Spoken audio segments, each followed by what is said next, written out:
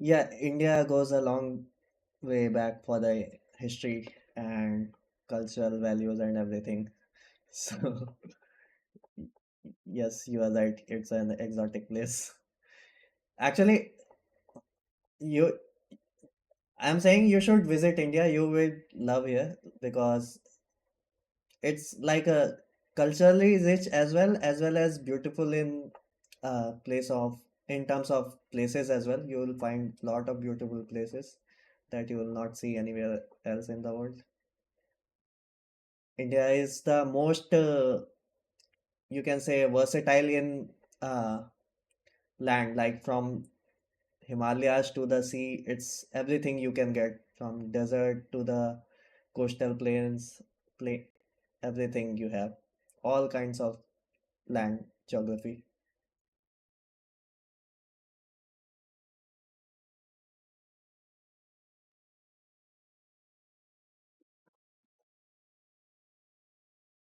The only thing I should be critical of in the DLC is like the Hindustani unique unit should not be called what it is called.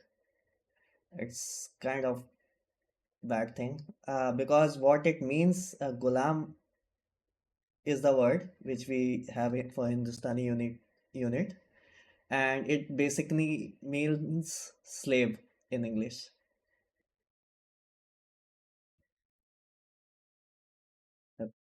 So that's the only thing. Yeah.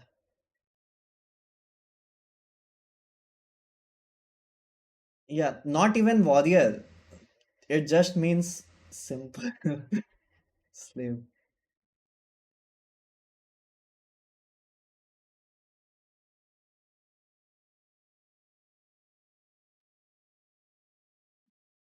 I have been following your league. Like I tried to register myself a lot of times before as well, like from 2 years.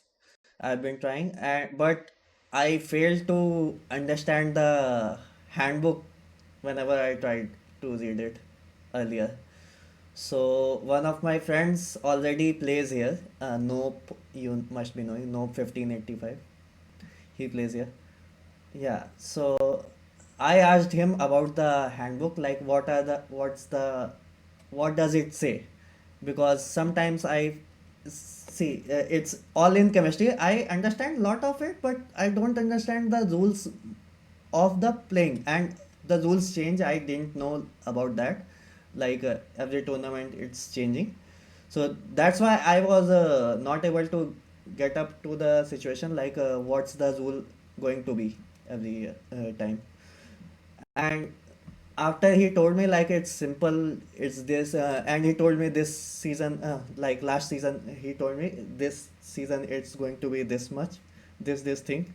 I said okay, let's give it a try. And also since I had nothing to lose, you said I don't have enough rank, and it won't be anything. I just wanted to take it for the fun, like enjoy the tournament. So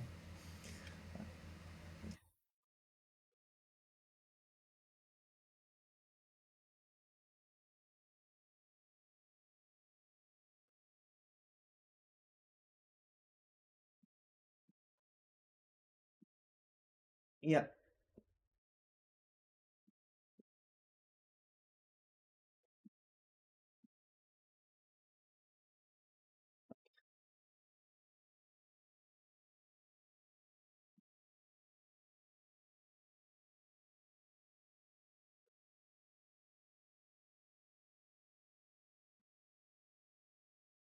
Yes.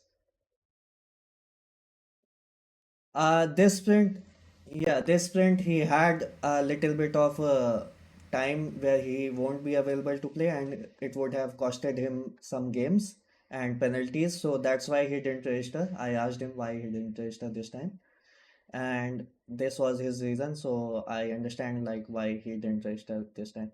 He will most likely register next time, next sprint.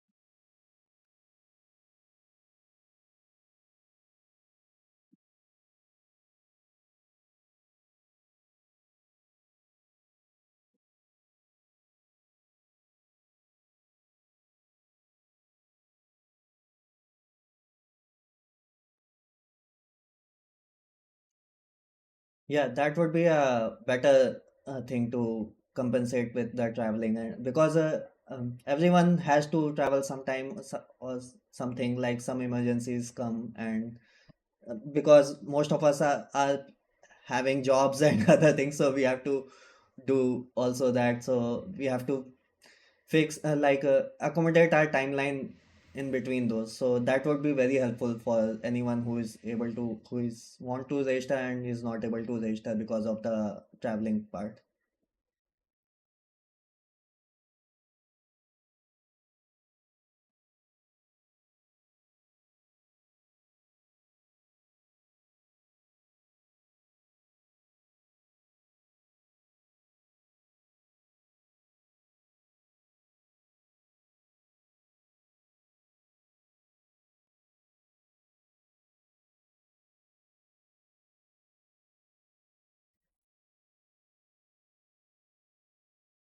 In the past, I've really had to hound people and say, "Hey, are you played? Have you played yet? Have you played yet? Have you played yet?"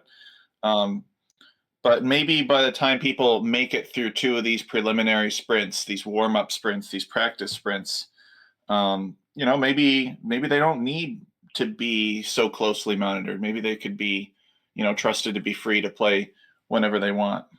So, Yeah, also, I would mention one thing for scheduling purpose. Like there is a channel to schedule, talk, but we have to message everyone individually, like in DM mostly, to schedule our hmm matches. So if there's a just specific channel where everyone can discuss that, like I know there are general discussion, just other, just specific channel,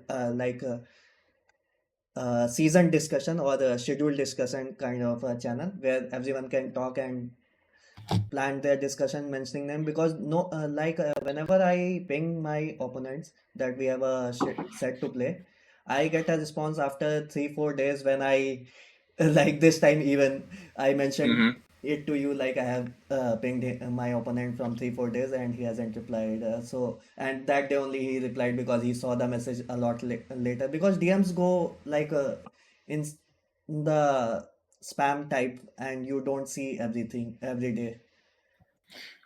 Yeah, that's true. All right, we got to start. I'm Yeah. gonna switch over to the overlay here, and we'll get talking. So we are going to cast the J Skills versus Metal Mania for game. I have the save draft on my screen right now. Yep. So we got Nagraj here, everybody. Thank you for coming to another cast in Alchemy League Season 9. The Nagraj is a player. He joined us for Alchemy League Season 8, and he somehow survived, and he retained interest in our league after that, despite some crazy castle drop and tower rush strategies annoying a lot of players. So we really appreciate that Nagraj has given us another go here with a hyper random set of Alchemy League, which I think is a lot more fun. Hyper random's it's a much safer bet. It's been tested by other communities. Needed a little bit of breathing room to set up some other custom map projects. So the Nagraj is a player, but he's also an internet personality, or at least to the extent that he streams his own point of view when playing in Alchemy League. And he's joined us for this cast today. So thank you, Nagraj, for being here. Thank you for asking me to join you. This is a great opportunity for me. And yeah. also the coming to the hyper random, this season we have hyper random maps. I enjoy this maps because you don't have a specific uh, strategy for every map. Like last season, it was so chaotic and it was like MBL's gameplay. Like start doing everything possible. Like everywhere you go, it's like full castle drop on tower, full just castle drop anywhere, and you are dead. So this season, it's Yeah. quite you have to adapt to the situation. It might have a water aspect. It might have a other things, you might start with the unique unit that might have a huge damage DPS and it might kill the other person in dark age only. So I enjoy this and I think this might be a very good map set, and I have already played two matches or two sets, and all the maps were extremely good. Yeah, and you never know what you're gonna get. I think we gotta kind of work up a definition of what it means to be a super random map. But I think I really like what Nagraj was saying about how you can kind of look at Arabia, or you can look at Four Lakes, or you can look at islands, or you can look at Budapest. You can look at all these different maps, right? Arena, and you can be like, okay, these are approximately the viable civs that I could pick, and they have some competent advantages. But with Hyper Random, you have no idea. You have no idea what it's going to look like. It could be Nomad, it could be Baltic, it could be anything. And that's why you can't you just got to improvise. You don't know and that sort of uncertainty about what civilizations you want, it adds a really nice twist to the games that we've seen so far. Yeah. So let's start with the save drafts. Yep. Well, I wanna show a couple of things first. Okay. We're on the Alchemy web page right now. The first thing that I want to show you guys is this is technically our first stream back since the last sprint ended, and you can see up here in the corner there is a trophy wall button. So if we click on this button, Plotter Ghost helped us set this up. Maybe you know Plotter Ghost in the garage. Maybe you're not too familiar with him. He's not from India. He's from the Netherlands. We click on this, and we got the trophy wall here, and we can scroll all the way back to season 3, sprint 1, where it'll list the prize pools. What the scoring that somebody got was, what they earned, the name, their associated chem ID, and the country that they represent. So this is going to replace, in fact, there's no reason that it can't really replace the trophy wall that we have in the Discord. The goal is basically to take any channel that you're not exchanging messages in the Discord and remove it, essentially. So hopefully, we can kind of have this organized website. So guys, go check out this trophy wall if you want. It's just our website, and then just click the trophy wall button there. So we're going to go to competitions now, and we're going to go to Alchemy League Season 9, and we are on Sprint 2, so we'll click the Sprint 2 tab here, and we're going to click on Seeding. All right, and this is going to give us a list of all the players in this particular sprint of Alchemy League, and of course, every time that we have a new sprint, the seeding resets, we recalculate skills. It's all done automatically. It farms the data from mines the data from the API. And so in the first set, we're going to see J Skills versus Metal Mania. So J Skills is from the United States. Metal Mania is from Argentina.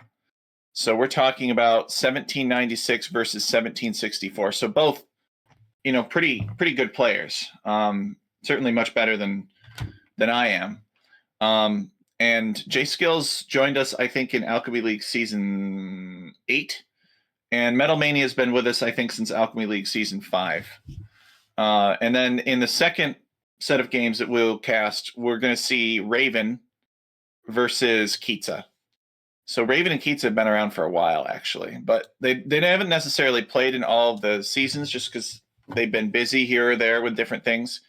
Raven is an Armenian player, and he is upper 1700s, but he's very good at these types of tournaments. And Kitza is from Mexico, and he is lower 1800s. So Raven's been with us since Alchemy League Season 1, and Kitza has been with us since the King of Ireland tournament, all those years ago. So Kitza's been there from the very beginning, very first thing I ever hosted. So these are the players. They're all great guys. I've liked them very much. I'm glad that they're here. I'm glad that they keep signing up for it when they can. And I'm looking forward to casting them. You got any more commentary about the players in the garage before we go over to the draft? So amongst the players, I have seen X7 play, X7's game casted by multiple people, like Otter One, Dino. I think I have seen him play. He is a really good player. I've seen others as well, but I don't remember much of their games. Like I have seen only one or two games. So, but all are in the same elo region. They are nearly twice my elo. It would be inappropriate for me to judge them, and I don't think I am at the capability to judge them. But I think they are very good players, and I have seen them like they have a very good micro macro thing, and they are very good to adapt as well. So. Yeah, that's right. That's right. So we're probably not going to be critiquing them too much. We're probably going to be more so learning from them. But we will also have the benefit of omnipotence because we'll be able to see what both they and their opponents are doing. So at least we can add that as commentary. Yes. But definitely, if you have the opportunity, if these guys, I don't think any of these guys stream, but if they do, go follow them. So now we're going to go into the Civilization draft for J Skills and Metal Mania. So the way that the Civilization draft works is there are 5 random admin bans at the beginning, and then they each globally ban 2 civilizations, and then they pick 3, take turns picking 3, and then they each do simultaneous and hidden snipes, and then they take turns picking 2 more. And so this kind of tries to mix up the pool a little bit more. I'm thinking of kind of leaning toward even more random admin bans in the beginning. But anyway, um, the result of this process has left J Skills with the Vietnamese, the Malay, the Byzantines, and the Khmer as potential choices for civilizations. And Metal Mania has Hindustanis, Lithuanians, Saracens, and Italians. So talking about the draft, I want to say like I really like the uh, this thing about like if after 3 picks you have to snipe one. It's not after all the picks that you are sniping, so your best still might still be available to pick after you get the initial snipe. So this is what I liked about this draft, first of all. And they both have a quite good draft, but I really like J Skill's draft because since it's a hyper random kind of thing, he might there might be a water aspect, and in water aspect, I like what J Skills have on his draft. Hmm. I mean, Metal Mania seems to have a lot of cavalry civilizations, although he did manage to get the Italians. But J Skills actually sniped the Burgundians, which is an interesting snipe to me. And Metal snipes the Armenians, which makes more sense because he doesn't want J Skills to maybe have mule carts. I don't know. Um, Uh, but the apart other thing from that apart from mule go carts, ahead. I think he sniped it because of the early like barracks with barracks and two-handed swordsmen or long swords in feudal age rush. If it's a full land map, like two-handed swordsmen are very sorry, long swords are very hard to counter in a land map where you are very near to each other. So that might be the only reason. Now, the last thing that I was going to say is that these guys are not necessarily drafting for 2 matches. They can choose to play, or sorry, 2 games. They could choose to play 3 if they wanted to. It's play all 2 or play all 3. They choose. Doesn't matter. We just record the results and calculate the statistics off of it at the end. Some factors that may go into the decision to play a 3rd game. Do they need a tiebreaker game? Are they tied 1-1? Do both of them feel like they have good civilizations remaining in the draft? Like, does Metal Mania feel like his remaining civilizations in the draft are better than Jay Skills' civilizations remaining in the draft? How much time did the 2 games play? Maybe they both were really quick and the guys aren't satisfied and they want to play another one. So that's one of the unique features of Alchemy League is we let the players, play however much they want to, within reason, of course. Yeah, these aspects are very unique to this Alchemy League, and I think this gives players more the opportunity to scale according to them. So Nagraj, I'm gonna go into J Skills versus Metal Mania, the cast now. We could talk about Raven and Akitsa's draft, but I would prefer to do that before they're set because some of us might forget what the civilizations are if we cover it now. What Yes, do you yes. think about that plan? Yeah, we do All right. first J skills and Metal Mania, then we'll come back to X7 All and right. Krista. Excellent. So I got a cat on my desk, and he is trying to bask in the attention. He's a really nice cat, but I will try to not let him distract me too much. It's been cold out, and he hasn't gone outside very much, so he's been bored. He's relied on his master to keep him entertained. All right, let's do this then. Let's change overlays here, and oop, oh, shoot. Okay, there we go. So we're gonna go to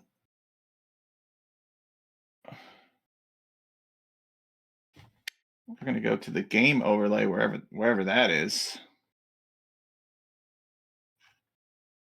What the heck?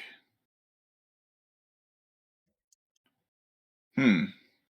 All right. Well, so we're gonna get into the game here, and I guess Nagraj is gonna do most of the talking.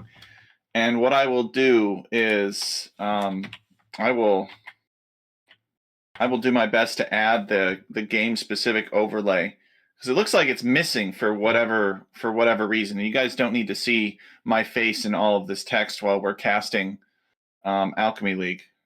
That is bizarre. All right, well let's go into it and we'll at least get started on the content here. So we got Hindustanis versus the Malay, so Metal Mania versus J Skills, and we'll load the replay here. It's always something. All right, hang on, guys. So let me mute my microphone. Actually, I don't need to mute it really. I can just talk about the game instead.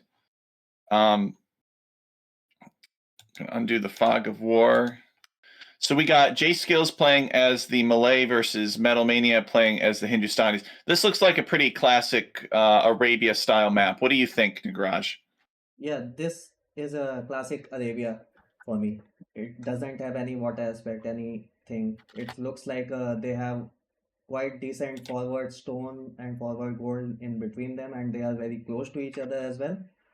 So, and not a volleyball map, so I can see a lot of aggression on this map if they scout it early, and too much control on the hillside, which is between them, and whoever controls the hill would be in the much advantage. Yeah, So a lot of nice hills. It looks like it's more like a the name is already in use. Wait, what?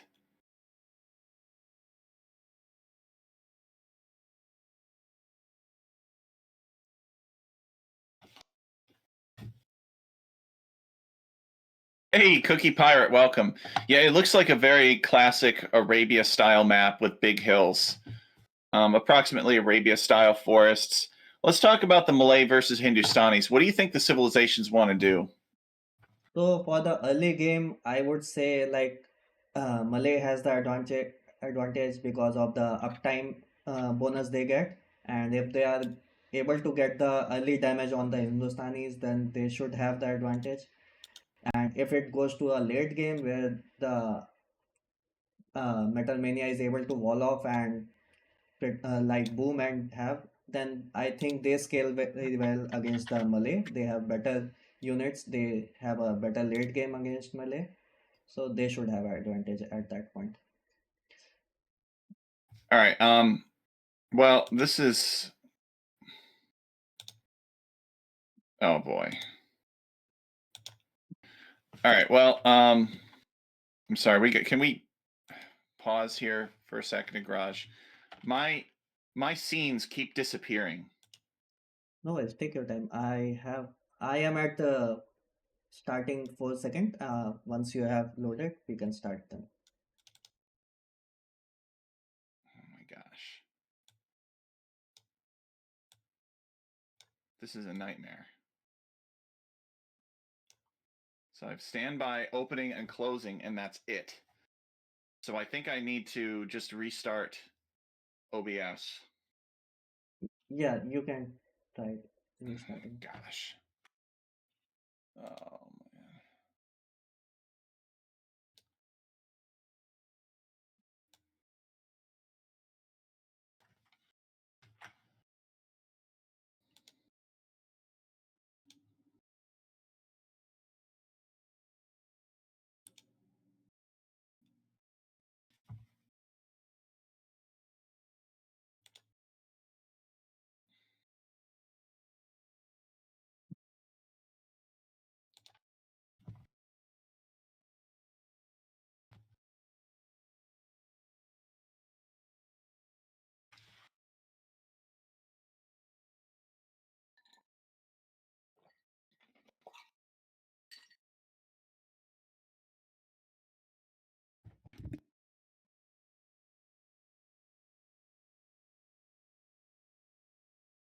restart did it. Let me redo the broadcast here.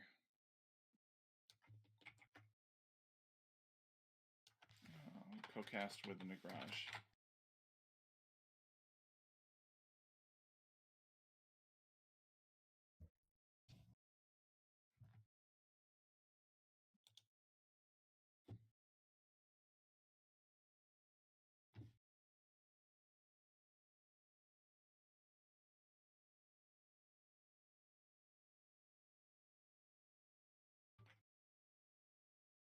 Okay. Sorry about that. I am back, the Nagraj. I am on 3 minutes and 51 seconds. What are you on? 3 minutes and 51 seconds. Okay, I am just at 3 seconds, so I will fast forward it to 3 minutes Oh, 51. all I right. thought No, that's all right. I can restart. I probably should restart. Restart from the beginning. Yes, let's do that. Okay, I am at 4 seconds now, and I guess going. yes, I am So at about the same, right? yeah. So we got. I'm really sorry about that, guys. I had this very weird thing happen where my clumsy finger accidentally dragged one of the scenes from OBS into another scene, and then it just disappeared. So I couldn't click on it again. So I'd accidentally dragged the game scene that I have, which captures, just the game and the audio output from the Nagraj and I talking, and and I dragged it into the into the overlay scene, so I couldn't get back to the game scene to show the game on the full screen. I could only do it from the overlay. And then while trying to undo it, I accidentally dragged the overlay scene into the opening, or I think the opening scene. So then I couldn't do anything but be on standby, or be in the opening, or be in the closing. So I couldn't even show the game at that point. But here we are. We're casting Alchemy League Season 9. We are using hyper random for this season of the league. It's a good, well-established map. We need a little bit of breathing room to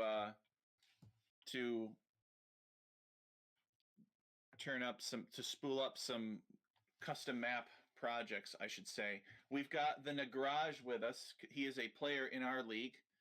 He is new to us since Alchemy League Season 7, and he is from India. And we're excited to have him here today helping us cast these sets. Thank you, Nagraj.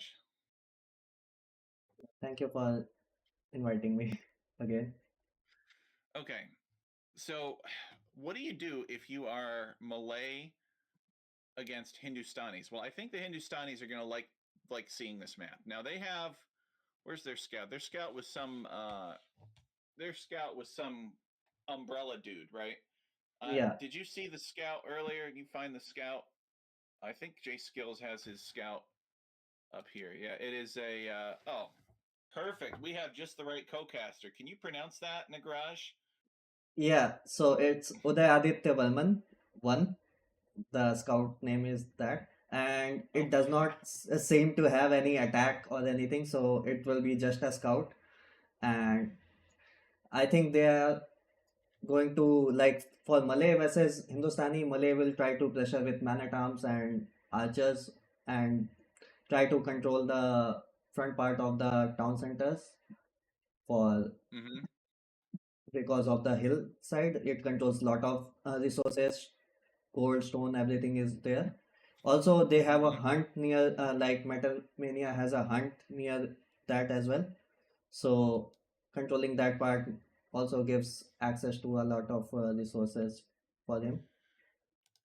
Mm-hmm. So That's a good point. Each of these peacocks has 99 food in it. yes, And for Metal Mania, his peacocks and to an extent his berries are both forward. So we yeah, can see that Metal Mania has actually milled his peacocks first before the berries. They actually both did, which is smart because peacock meat collects faster than berry meat does.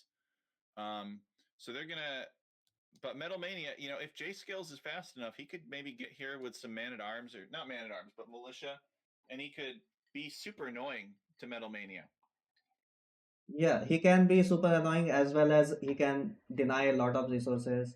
He can push towards his base and get a lot of map control and keep him back in his base. Like Metal Mania can go back to his base. He cannot wall much because of the generation. Like this generation is not much wallable from the front side. He can wall Hmm. backside, but not from the front side. So I think he should be more of an aggressive player.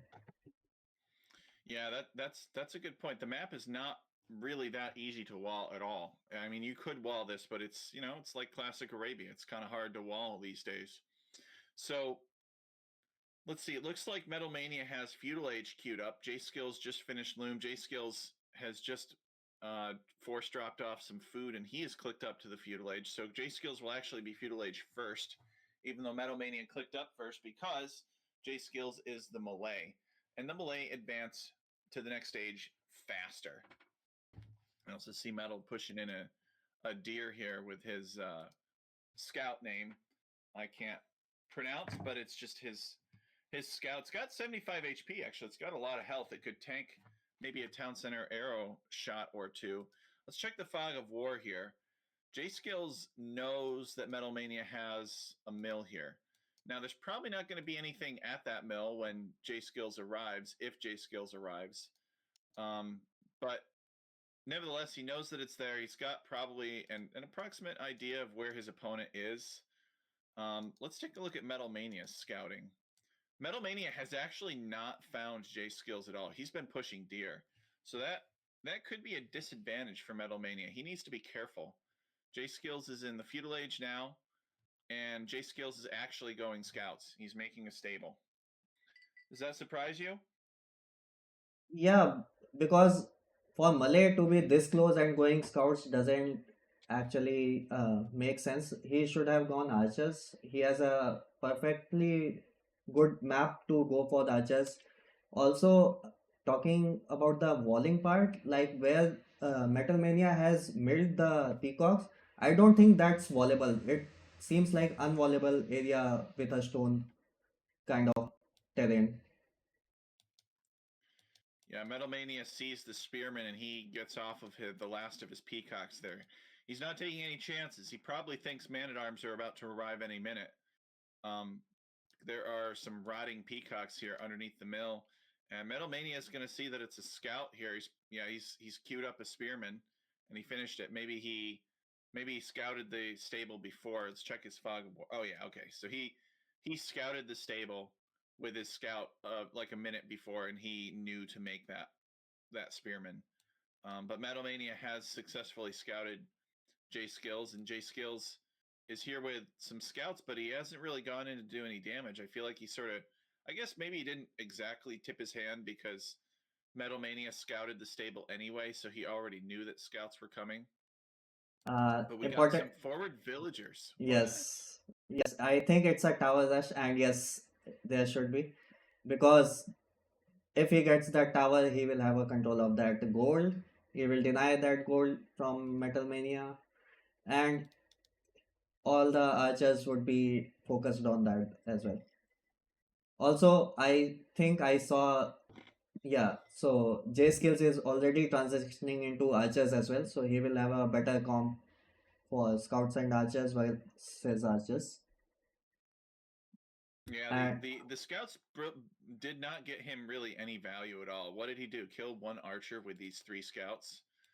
He couldn't get the tower up with them, unfortunately. He's fighting a bear, actually. This bear, and the bear is doing the double hook too against the villager, but the villager does manage to survive. It sort of bothers me that villagers are so strong against bears, but I guess people would be very angry if bears could like rip through villagers left and right. Looks like Metal Mania is making a counterattack here. J Skill's coming out to maybe wall or but he's not going to make it. I think Metal's going to pick off that villager. Yes, he is. So Metal Mania with a villager kill, and J Skills has to evacuate his gold. He has to evacuate his farms. He may even have to evacuate his woodline. so this is a really good counter damage by Metal Mania, and as I said, this is a map where there should be a more archer rush, not scout rush, because scouts won't do much if they have a one spear near them. And this is the case. You can see like he is struggling to find anything to damage right now with going scouts. and he Yeah, already he is. lost one win. Sorry, go ahead. I mean, he did manage to clear up Metal Mania's counterattack, but Metal Mania is happy with that, right? It was like two spearmen, a skirmisher, and two archers, and he managed to kill a villager with that. I'd say that's probably worth it. Also, pointing out that both have the same idle TC time, or like 1 minute they have idle TC time, so they are equal in numbers. Wills count, although J skills should have a better eco count due to the uptime, but they are nearly the same eco count, losing the one. Yeah. Yeah, it looks like J Skills has a 1 to 2 villager advantage over Metal Mania, depending on when you look. Um, J Skill is actually about to get housed. He's got to be careful. He's got 44 out of 45 population. Okay, he's building some houses now. And he has a military presence on the front of Metal Mania's base. He's trying to get in to deny the gold. Metal Mania very heavily on that gold.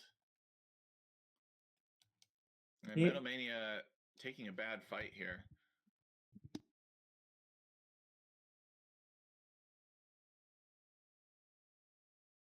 this is a bad fight for Metal Mania to take, because once he loses that gold, he will have to fall back to other gold. I guess that's also forward. He can be pressured that there as well.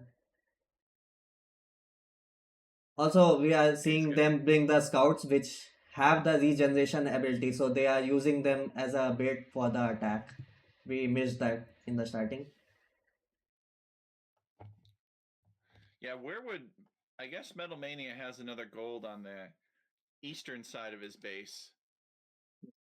It's probably a little bit trickier to small wall that gold, so maybe that's why he didn't go there initially, or maybe because he feels that it's closer to the center of the map. The one on the left actually probably is the better gold, but you have to secure it because there is an aggressive hill in front of your base. Metal Mania sending some villagers to fight. Kills the scout, and then there are just some skirmishers. I don't think Metal Mania lost any villagers from that. At least I didn't see it. He seems to be doing a good job of cycling his injured villagers back to farm. Yeah,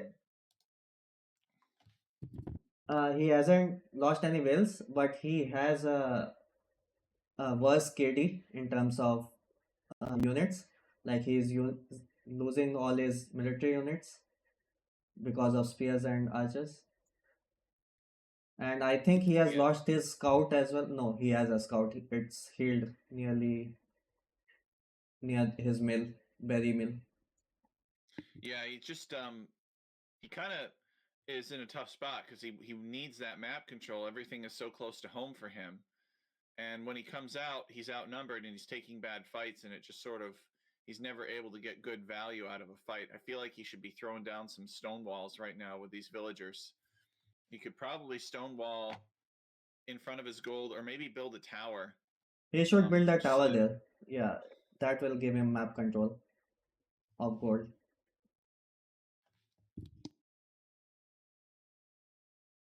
So if he doesn't build a tower, I think he will be in a lot of trouble. He will be pushed back from gold, and he won't be able to produce also the military units. Although he doesn't have much on the ground as well right now. Like it's four military units against 11, and J skills is up to the castle age itself.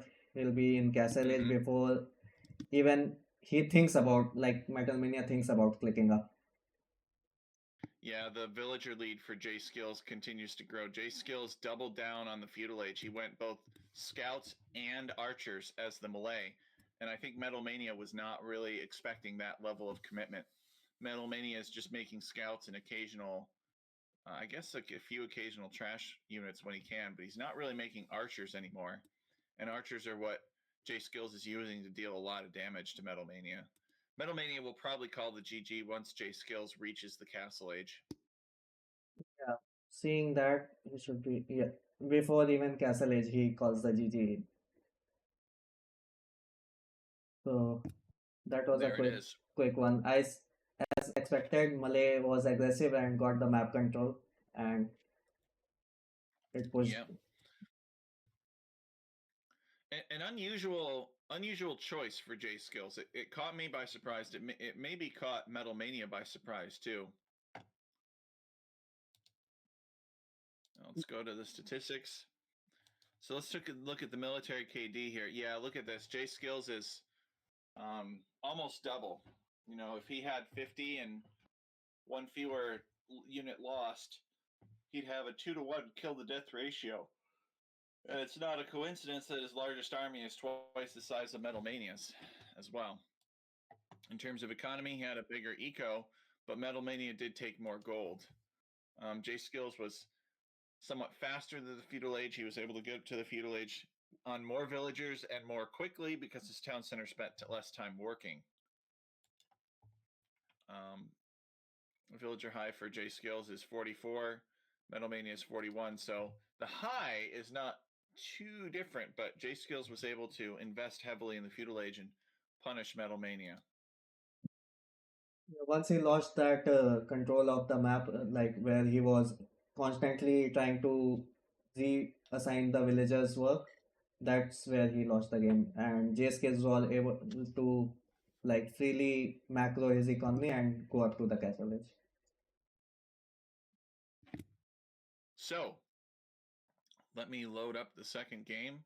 Got Byzantines versus Lithuanians. My, what fun. All right, we pause here. I'm paused on 3 seconds. I am ready to go whenever you are, Nagraj. I need to reload that because I'm using. It's just a second, please. Yep, sure thing. Yeah, Capture Age takes a lot of resources. Yeah, that. My PC can't even run it. That's why I don't use Capture Age.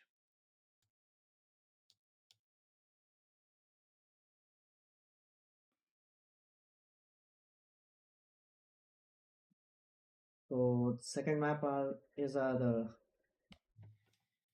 Lithuanians versus Byzantines, right? Just loading the capture Yep. edge.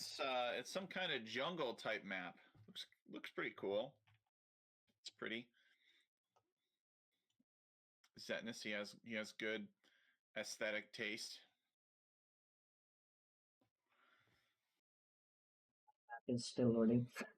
Capture edge. Sorry, No, sorry no for the delay. worries. No worries.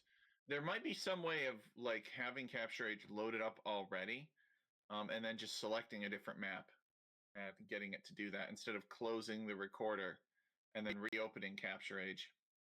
Yeah, I already tried that, but it doesn't seem to be loaded. It was in the okay. Sorry, my bad. It was down. I had to scroll down. It was okay. Yeah, I am ready to start. All right, let's go. 3, 2, 1, and hit it. All right, so we are here with another game, Metal Mania versus J Skills. They are playing in Alchemy League Season 9. Alchemy League Season 9 is on Hyper Random by Zetness. And this particular generation of Hyper Random looks like Arabia again with some big hills. This it might play out similar to how we saw the last game play out. What are your thoughts? Byzantines versus Lithuanians.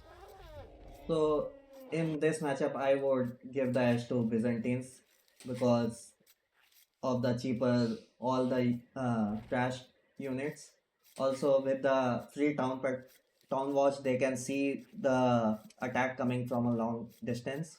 So they should be able to like see the attack and defend it very well with the cheaper units. And this is seems like a volleyball map for Metal Mania, and he should be able to go like macro well behind this and after walling.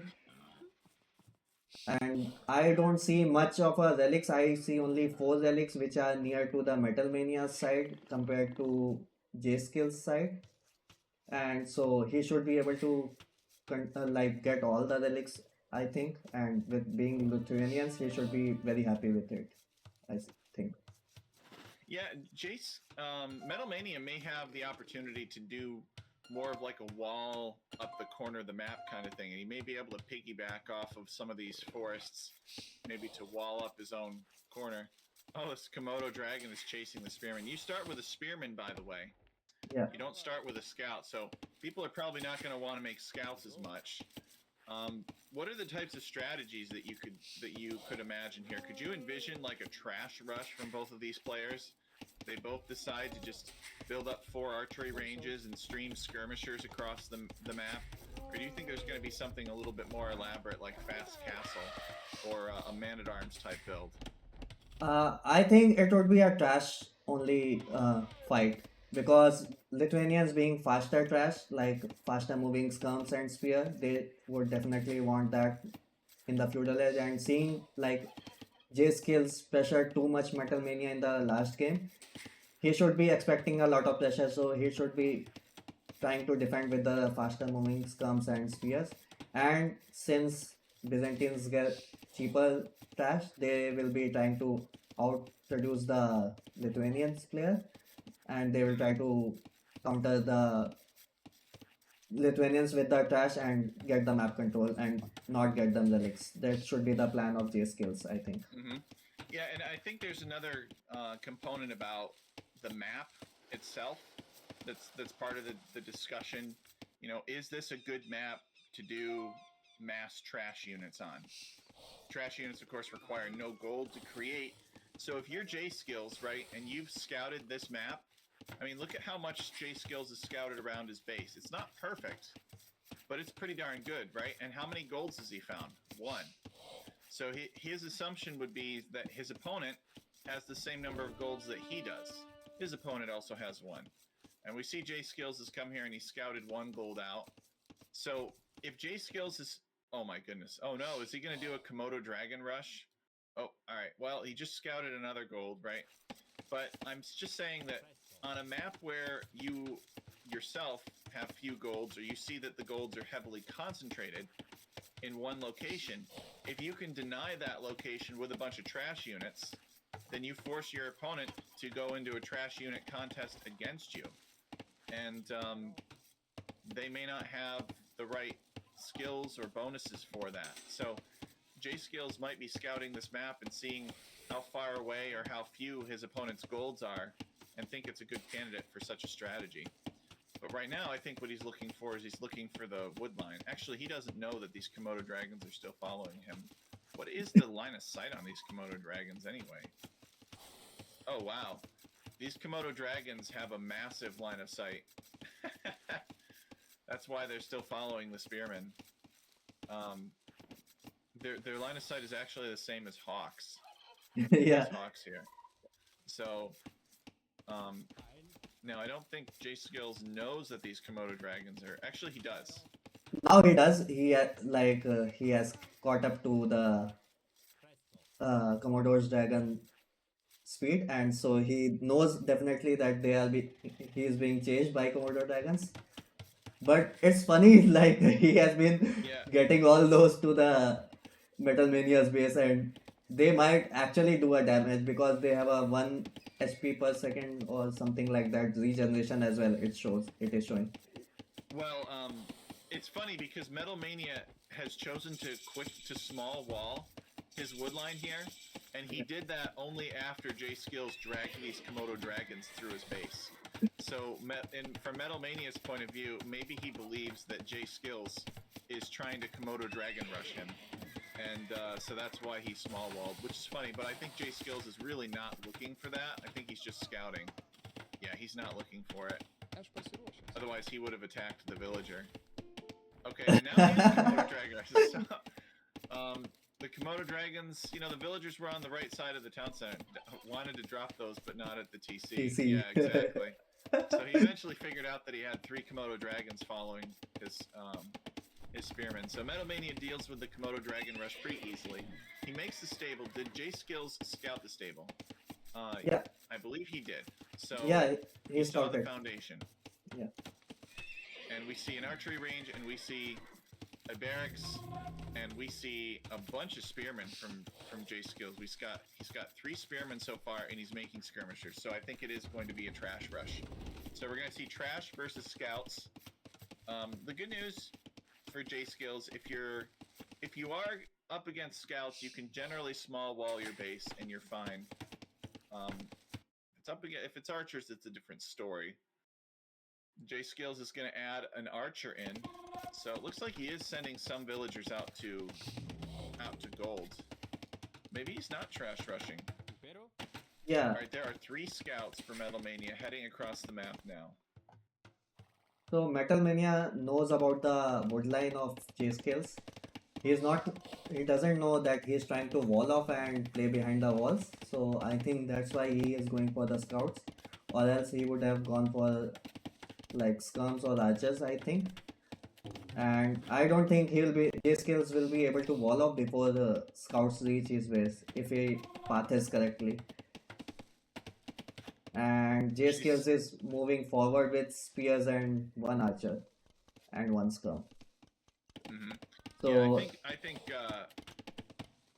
yeah, I think Metal Mania saw the map and he said, well, you know, my opponent is probably not going to be able to wall up in time.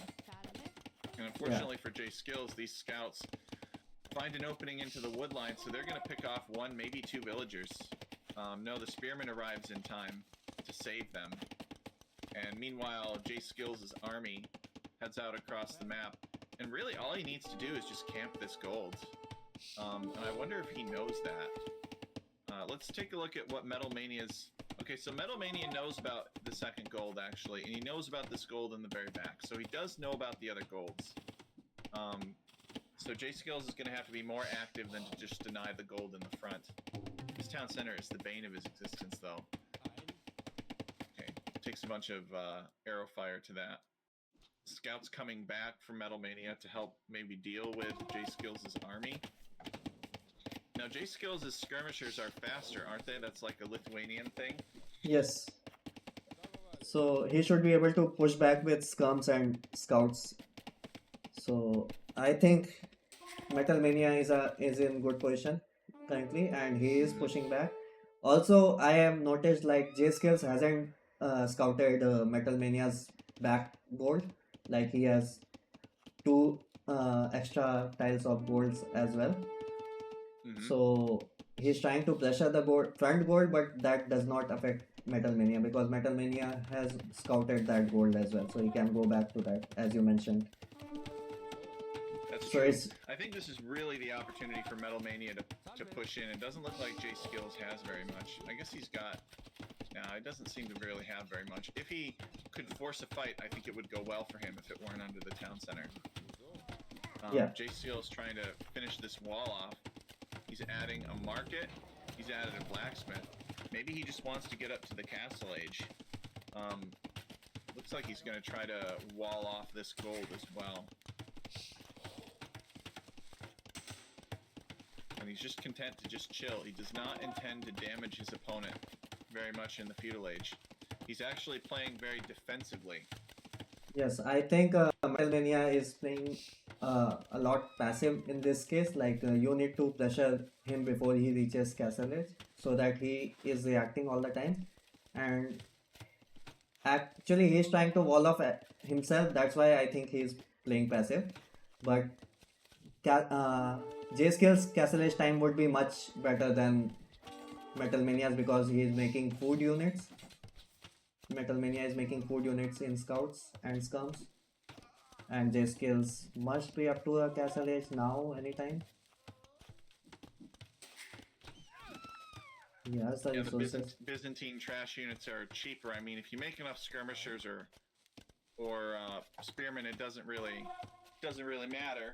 But yeah, as we can see, J Skills is clicking up to the castle age now. He can afford it.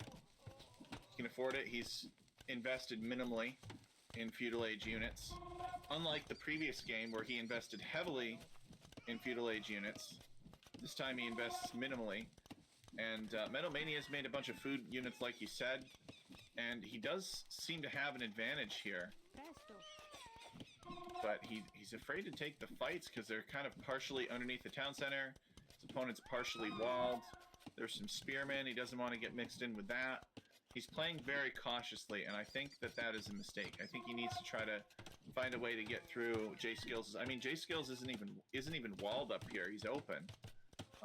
So Metal Mania could just come right in, go wherever he wants, run around the base for forever.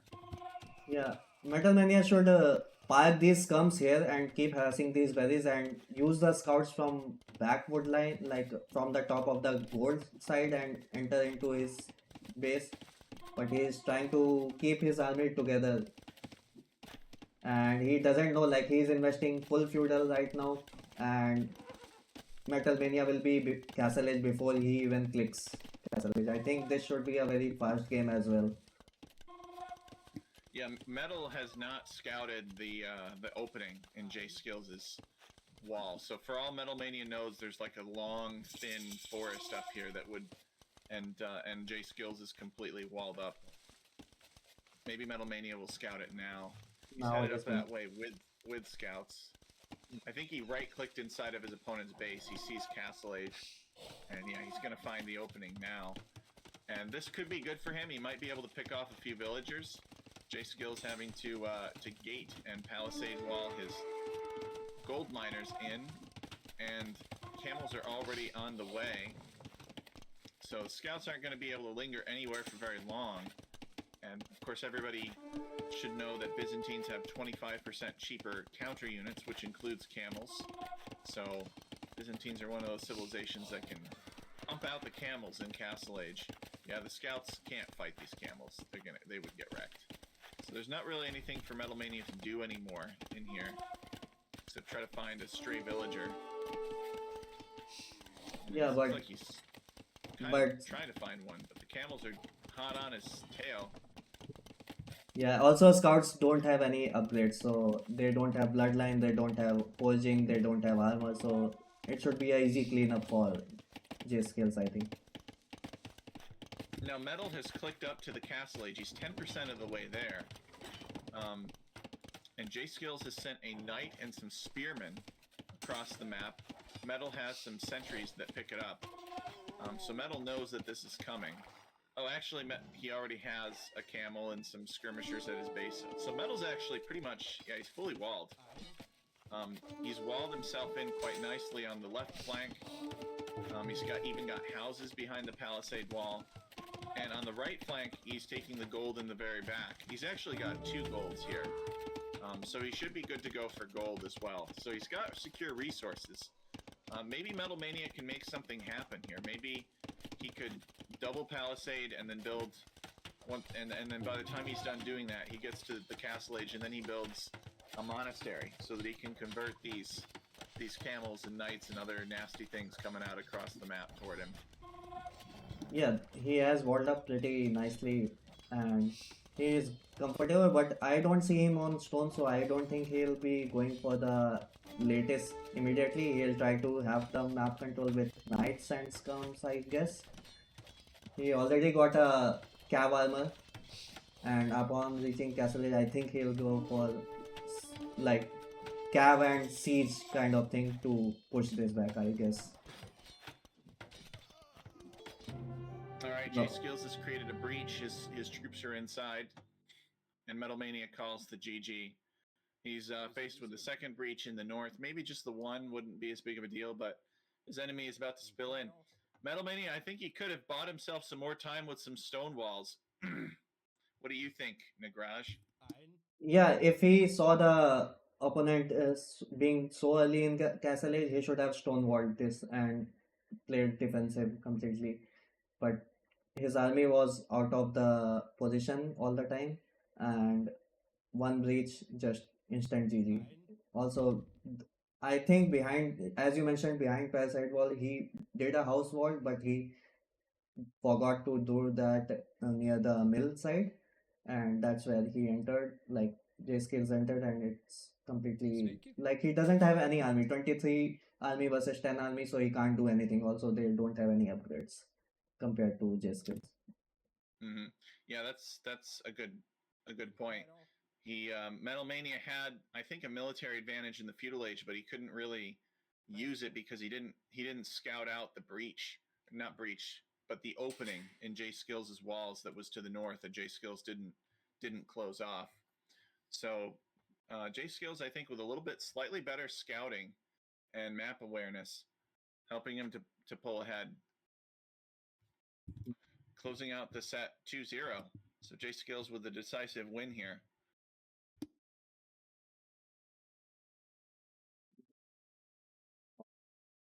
So taking a look at the statistics, you can see that the kill to death ratio is a little bit more even, which makes sense for Byzantine trash units. They tend to die pretty easily, but it's still in favor of J Skills. J Skills also the largest army of 24. In terms of economy, Metal Mania collected more food. J Skills collected more wood, stone, and gold. Technology.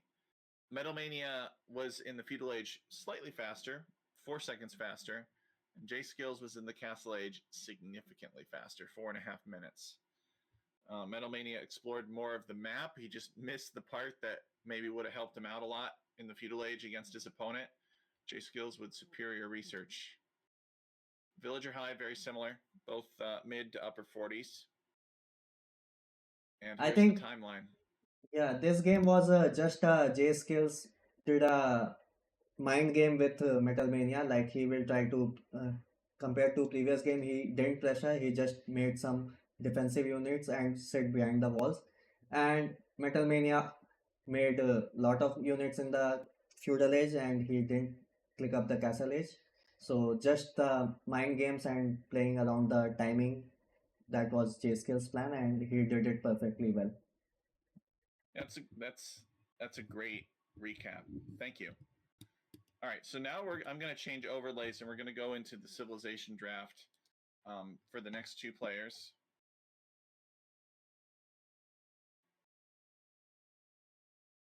Overlay. Here we go. All right, so go and click on this.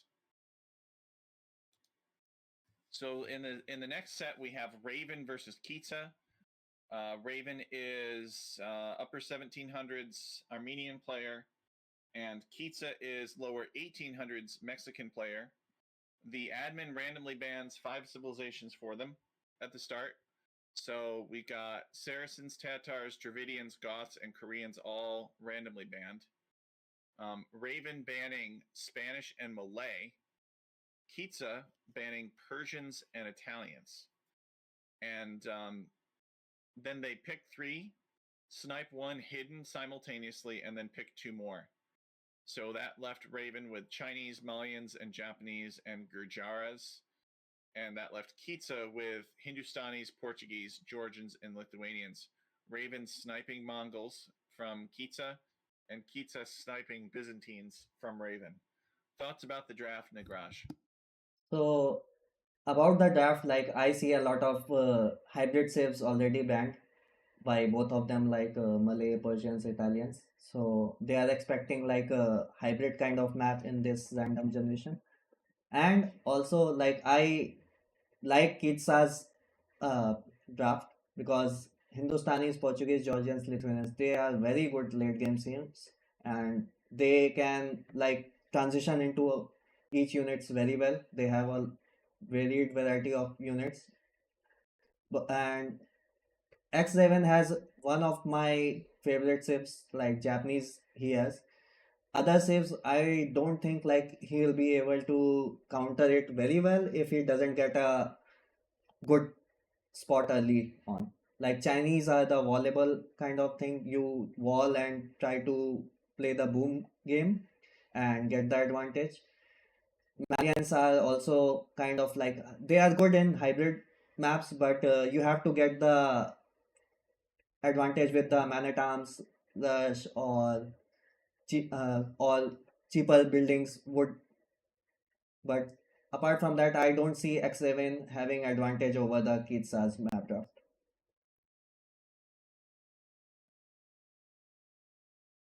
We'll see what happens here. Let me we'll change over and we'll get into the games. Let's see. Which one are you on? Which one did you pick first? What civilizations against each other?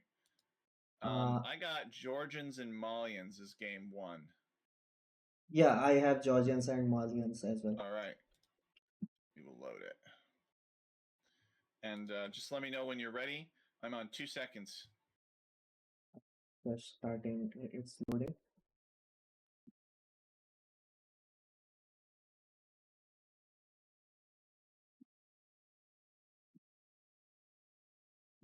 So let's see, Georgians versus Malians. Well, one is really good with mobility, and they have some good defensive structures. But that Malian death ball, I don't know though. If Malians are being up against a cavalry, I guess Malians would just go camels. They would go Furimba camels. They'd want to do Furimba camels late game against Georgians. We can But the start. camels can chase down. All right, let's go.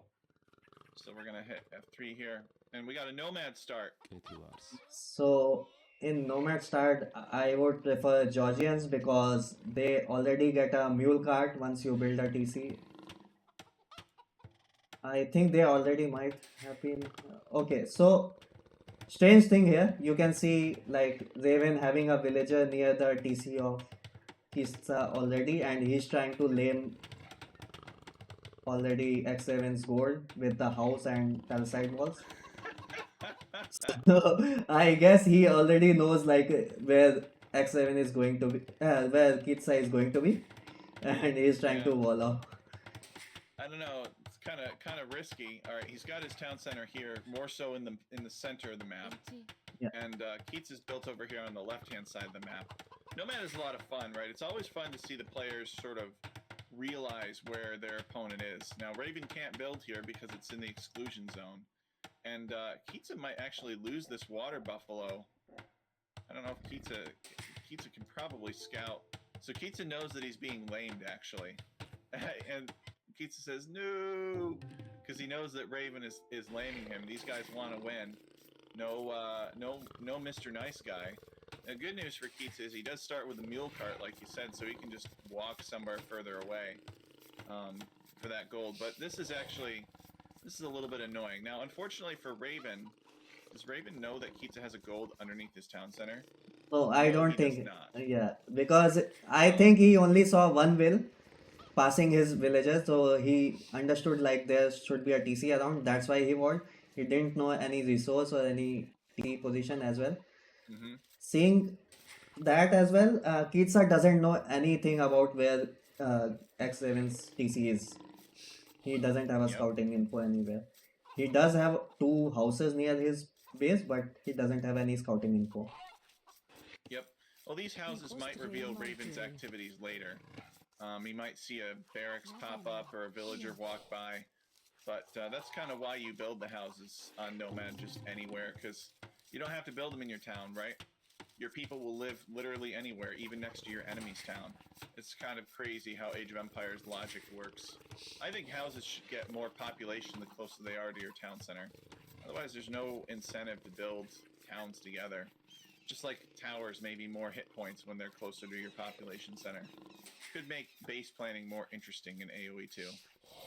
Yeah, that's why my favorite save is hunts. Like Nomad Start hunts you get, and you don't even have to build the houses. So that's the best thing. Like for me, you are not housed. You are not limited on producing units. You don't get housed. You don't have to constantly think about that. Yep. No one knows where you are. They're less likely to know where you are if you're Huns. And you start with that Hunnic Scout. Yeah. They help you get all the herdables as well. So I think Hans is a very OP. And that reminds me, like they had a like Kitsa has a draft of Mongols in it, and I think X7 sniped it. It would have been a very good pick on this map, I think, for the hunt and other things. That's true. That's probably why Raven sniped it, is because he said, "Oh, it's hyper random. All the animals have food. There's going to be more huntable meat available. I'm gonna snipe the Mongols." Yeah, it's strange. Like in Sprint One, all I played was like hybrid kind of maps in the hyper random as well. Like all my maps were hybrid. They had water aspect somewhere or the other. But I haven't seen a water aspect in these all four maps yet. That's true, actually. They seems to be more of a land generation this time around. In the first few casts, we had everything was a water map. We either had big lakes that people were fishing out of, or we had islands that people's bases were located on, and now they're mostly land maps. But I'm not complaining too much. think AoE 2 water is a little bit boring, but the devs are about to make it a lot more interesting. Yeah, one more week and we'll have a new water coming, new water meta. I just want to know like what have they done with the Hulk sounds, like Hulk attack sounds. They are too much annoying to listen to. I don't know. Maybe they got the Hulk from the Avengers to voice the sounds. Yeah, that would be funny. Hulk smash. Um, so just as a reminder, guys, basically everything on Hyper Random is edible if it's an animal. So you've got these hares, which are really fat. They've got almost 80 food. The monkeys, which are not really monkeys, they're more so great apes, but they're called monkeys, wrongfully so. They have almost 150 food. So there's a lot of food to go around, a lot of huntable food to gather. And Kitsa is on his way up to the feudal age. He's done a good job of managing his economy. Or maybe it's just a matter of having Armenian access to mule carts. But for one reason or another, Kitsa's headed to the feudal age. And he's got a stable going up right now. It'll probably be a stable, and it'll probably be scouts. He's got the barracks going up now, and then stable, and then scouts. What do you think? Yeah, I think that is a good plan for him. Also, with the map generation, it's not volatile kind of. It's a nomad start. He can pick off villagers with the scouts, and as well as he can fall back with the scouts and get them regenerated if they get a hit or something. So I like what Kitsa is doing. I think he has a very good advantage right now. He should be able to use that to push X7 more and get some kills. So Raven has not built a lumber camp yet. On Nomad, it's very easy to forget about the lumber camp. Wonder if Raven knows how beautiful this wood line is up here, like this big, thick forest. No, he doesn't really know. He doesn't really know about it. He's building a defensive barracks. Kitsa has reached the feudal age, and as expected, the stable is under construction. Kitsa doesn't need this gold here. He can just take this gold for now. So this lane, unfortunately for Raven, was probably not really worth the time. But who knows? Maybe the game will be super long, and Kitsa will be shanking at these walls and that house trying to get in. So stable up for Kitsa, and we can expect to see some scouts in queue. Yeah, he's got a couple of scouts queued up. How many scouts do you wait for? I guess you don't really need to wait. You just explore first. And then once you have enough, you can start diving and attacking villagers. Maybe if you get a hill advantage like this. Yeah, there you go. This villager is unloomed too. Yeah. Raven trying to save her, but cannot. Four wills are about to die. Like, he'll definitely get one more will pick. Yeah. Already has the advantage of two wills snipe. Yeah, this is a disaster. And Raven is not prepared for this. Raven was advancing to the feudal age. I think he just got loom. Yes. Just got loom now, but he was not expecting Kitsa with this lightning scouts rush. Also, I was trying to see if like lame palisade walls and house would give him a vision that Kitsa is trying to wall off along with that, but he doesn't have any vision there with that. So yeah, the Georgians with the free mule cart, it's so powerful. It's a huge economic bonus. And he can also add archery range and add an archer or two and get a lot of picks now. Another villager goes down for Raven. Raven somehow has the score lead right now, even though he's 3 villagers behind. They both have 3 military. One of Raven's military is a spearman, at least.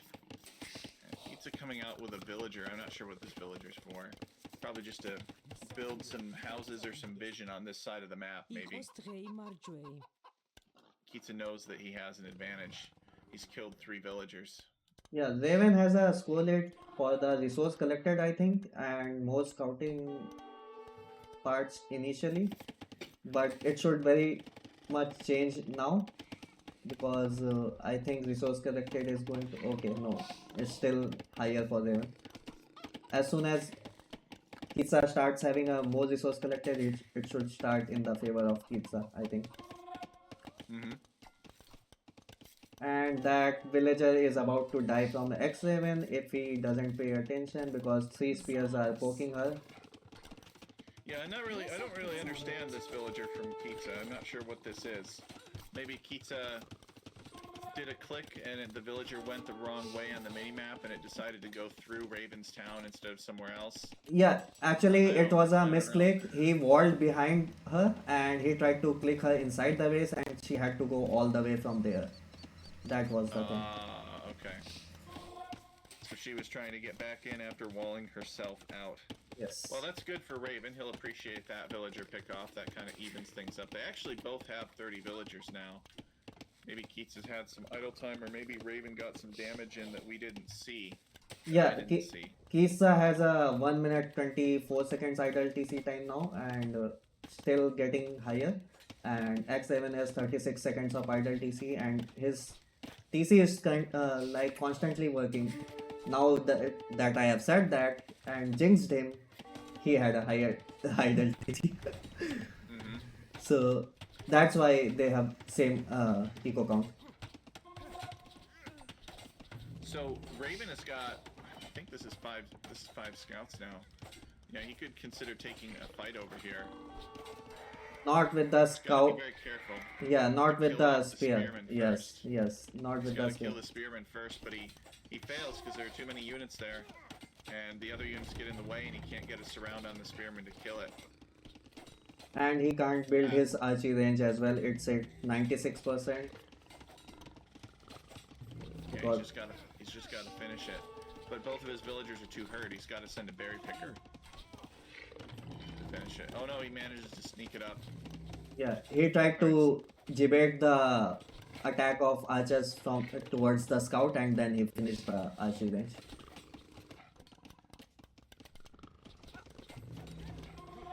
So is Raven going to make anything from the range? Well, he is making some skirmishers. It looks like he's got a couple of them queued up. Yeah, he's going to make the most OP unit of the game. Scums. Scums. Right. Everybody's favorite unit. Yeah. Actually, everybody's favorite unit is cavalry. Skirmishers just counter the cavalry counter unit. Make cavalry possible. It's everyone's nightmare unit actually. If you are against it, you can't defend it. If you have to make it, you are not able to defend it with them sometimes. So I would say it's my nightmare unit for sure. So Raven is getting wheelbarrow now. He's actually closer in terms of resources to clicking up to the castle age than Kitsa is.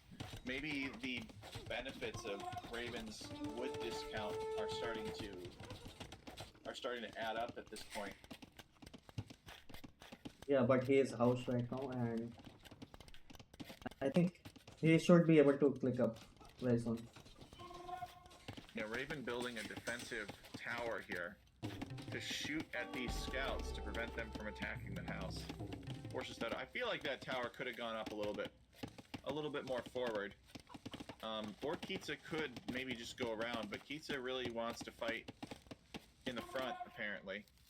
Kitsa, I think, has a gate here. He could just go around to get to Raven's economy, but it might take quite a bit of time. Or Kitsa, if he deleted this wall, could come down this way. But if he does that, he has to be careful because Raven might slip in and counterattack him. And it looks like Raven's actually going to try. So Raven will probably come up here to get a hill advantage on the wall and then attack the wall that's downhill. Yep, right there. Try to get in as quickly as possible. And both are up to the castle edge at the similar time, although their eco count has 2 wills different, but that's because of, I think, wheelbarrow both have, I don't know like where that count. Okay, eco KD, because of eco KD he has 2 will. He is 2 will ahead. Kitsa is 2 will ahead. And Kitsa is inside X7's base and he will try to annoy more. He has to, like, X7 has to more quick wall. Yeah, so Kitsa ended up going around out of his own gate up in the north, I imagine. And he house-walled Raven out of the southern wall after the palisade was broken open. So Raven is coming around, riding out to meet Kitsa, see if he can contain Kitsa's army. Although Kitsa has quite a few spearmen in that army, so Raven may not be able to engage it. Raven should definitely try to quick wall there. All right, that's a good quick wall. Nice quick wall. Does that mean he's going to finish his stable? Maybe not. He might wait for Kitsa to go away. Yeah, and then finish it. Which Kitsa can still get around here. I think Raven is expecting a big scrap. Right, but Raven manages to reach Castle Age and Kitsa's almost there himself. So in the time that it took Kitsa to get around this big forest, Raven was able to send reinforcements to this area, so he is actually going to protect this wood line, which is a good win for Raven. And I think it's one that he needed kind of badly. And Kitsa is having a pikeman upgrade, so he should be able to easily counter knights. But I don't know what his counter will be against the scums. Look at this spicy castle. Castle, yeah. Kitsa. This is a brutal castle. This castle denies both of Raven's forward golds. It's on a hill. It's super annoying. It's small walled in with gates and stone walls. Now, it doesn't deny resources very well because Raven has these golds back here, but it is annoying, and it's on top of Raven's production buildings. Keats is sending some more villagers out to help get this castle up, and I think Keats is going to lose some villagers building this castle, but it's definitely a pain in the rear. Castle goes up, and Raven has to get out of here.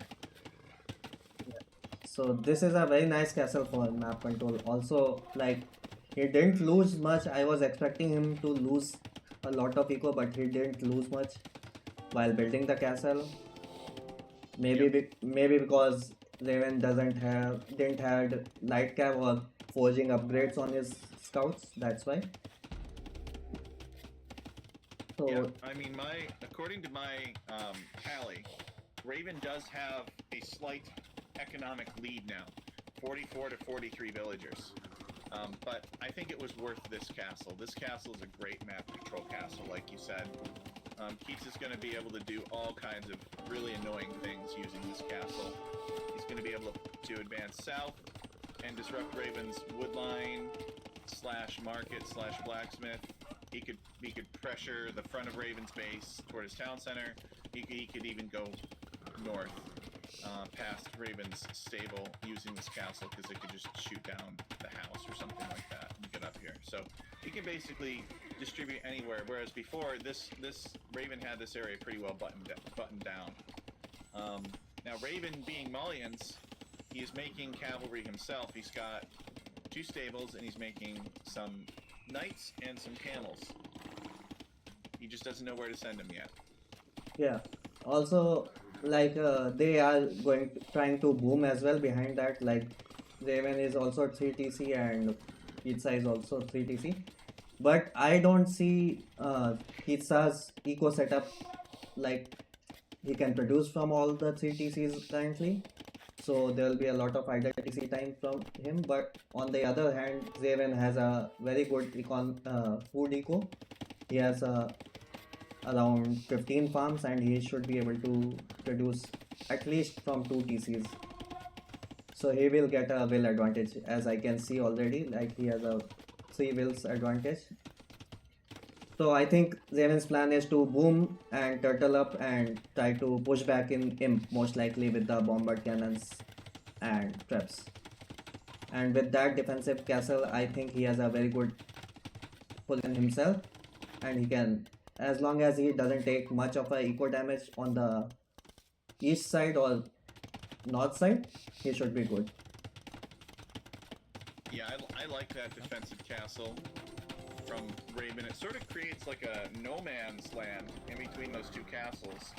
And you could, if you're Kitsa, you can do pretty well from building a siege workshop and maybe rolling some rams down here. Although I guess it is kind of barely far enough away that the cavalry could dive the castle. But these two competing castles now are an invitation for an Imperial Age contest.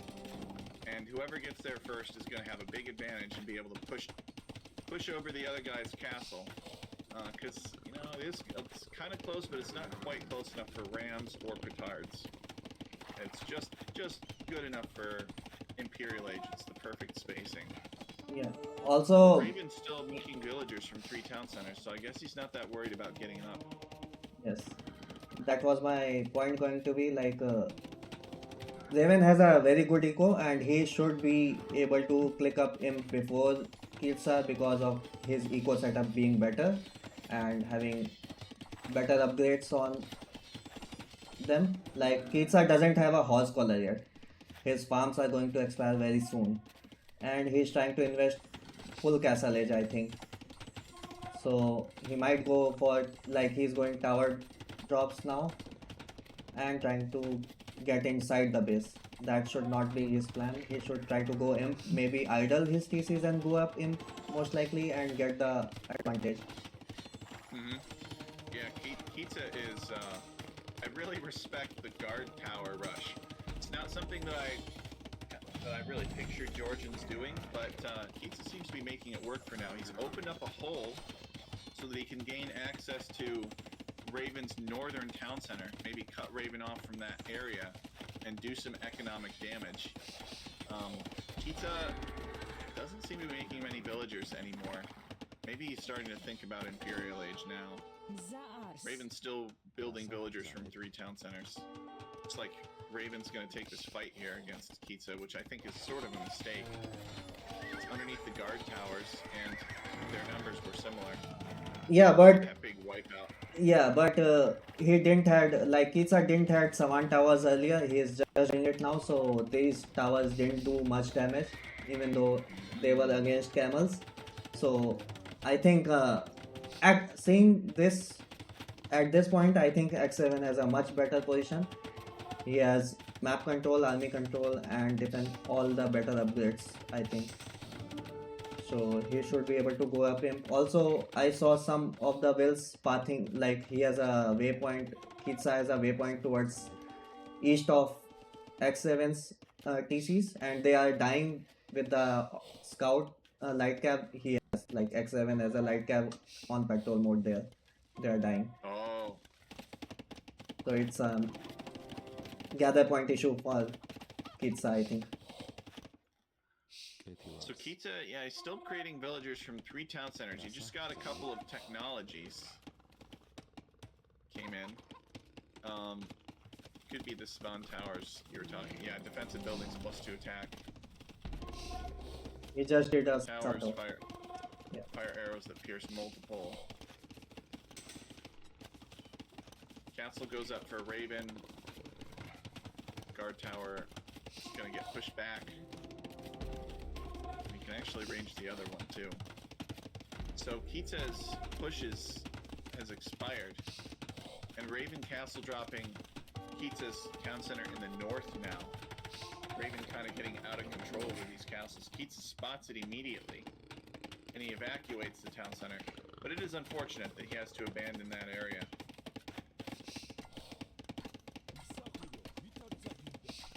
So Kitsa might start shanking away at these palisade walls for gold here pretty soon.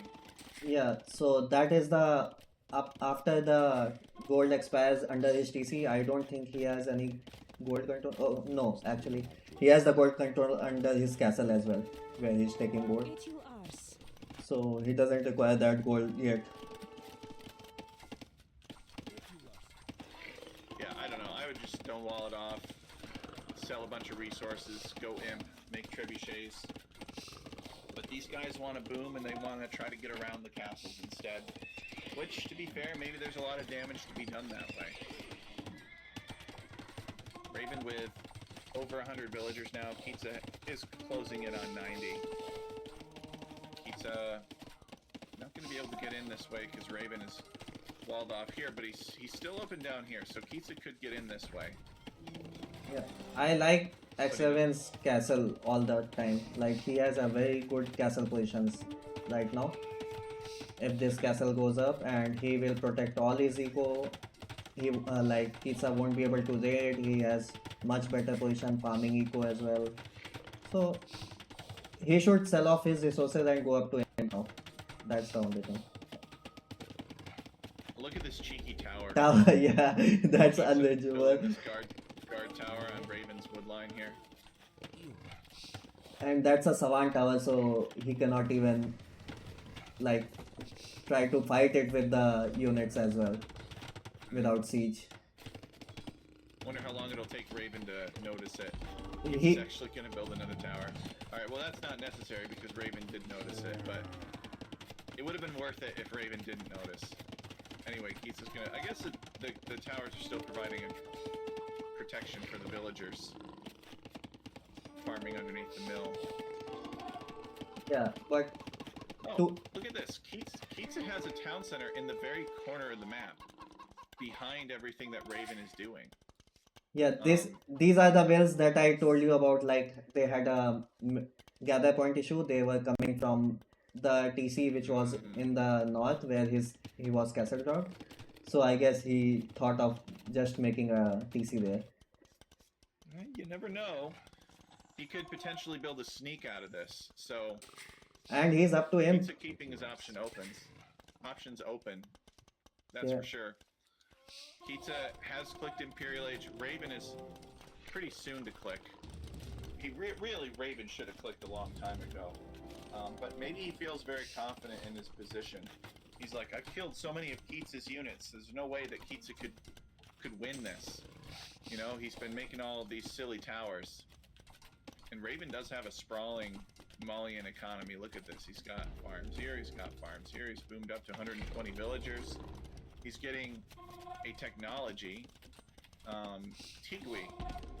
That's the one that improves town center attack, I believe, in range. It gives town centers the ability to attack without being garrisoned or something like that. Yeah, it gives the ability to fire arrows without being garrisoned. So he will not have to garrison to take to damage the opponent units inside HTC.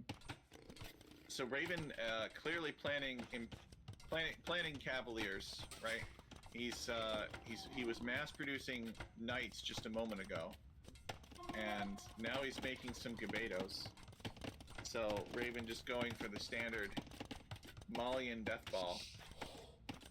And Kitsa adding a castle in this location to solidify his hold on this area, which I think Kitsa really needs because he's kind of bottlenecked in the north.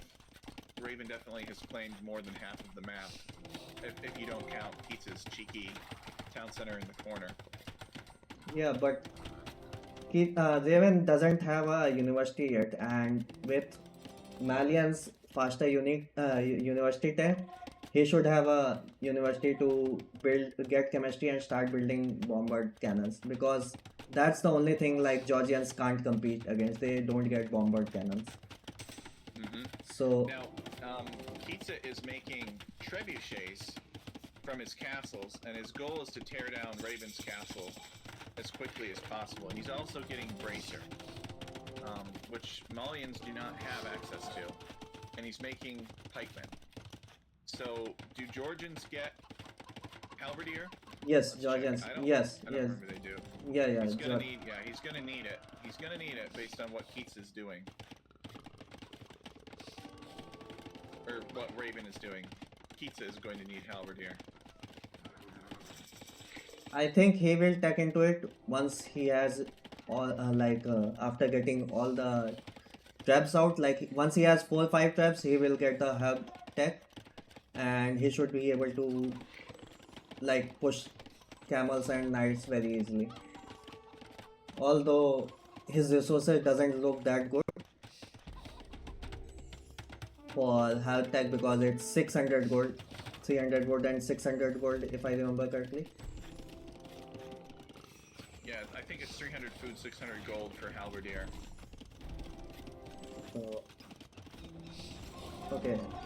Raven has a university now and he's researching chemistry. Big camel upgrade coming as well. Yep. Making some monks. He's getting masonry as well to improve the armor and health of his castle. And he's attacking this Georgian castle, but I believe don't Georgian castles take less damage from elevation differences or something like that? I guess I can check. They are like 25% cheaper to repair, like all the buildings. Yeah. So, Units and buildings receive 15% less damage when fighting from higher elevation. and they have a team bonus as well, 25% less spend on resources. To repair. Yes. So he can repair with the same resources longer than Raven. So here come the Rams. And the good news for Raven is he's got a lot of Gabetos. So the Gabetos are going to tear through the Rams and they're going to tear through the Halberdiers.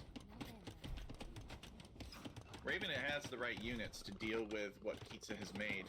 The question is, can he be fast enough? He's gotten Cavalier. Don't know that Raven has gotten Farimba for these Cavalier yet. No, he has not. They're 12 plus 2. So he's not really ready to attack. He should just pull back. He might snipe this Trebuchet and then run. Could this be a good situation to build a wonder for a wonder victory? It's a lot of resources though. Yeah, but Wonder Victory takes a lot of time, and if he is getting pushed inside his base, main bases, he doesn't have a safe position to build a wonder and keep it safe. So look at these villagers now for Kitsa attacking Raven's Palisade. I guess Raven's Palisades did pay off after all. I wasn't sure that they would, but Kitsa's fighting his way here. Kitsa advancing with the towers.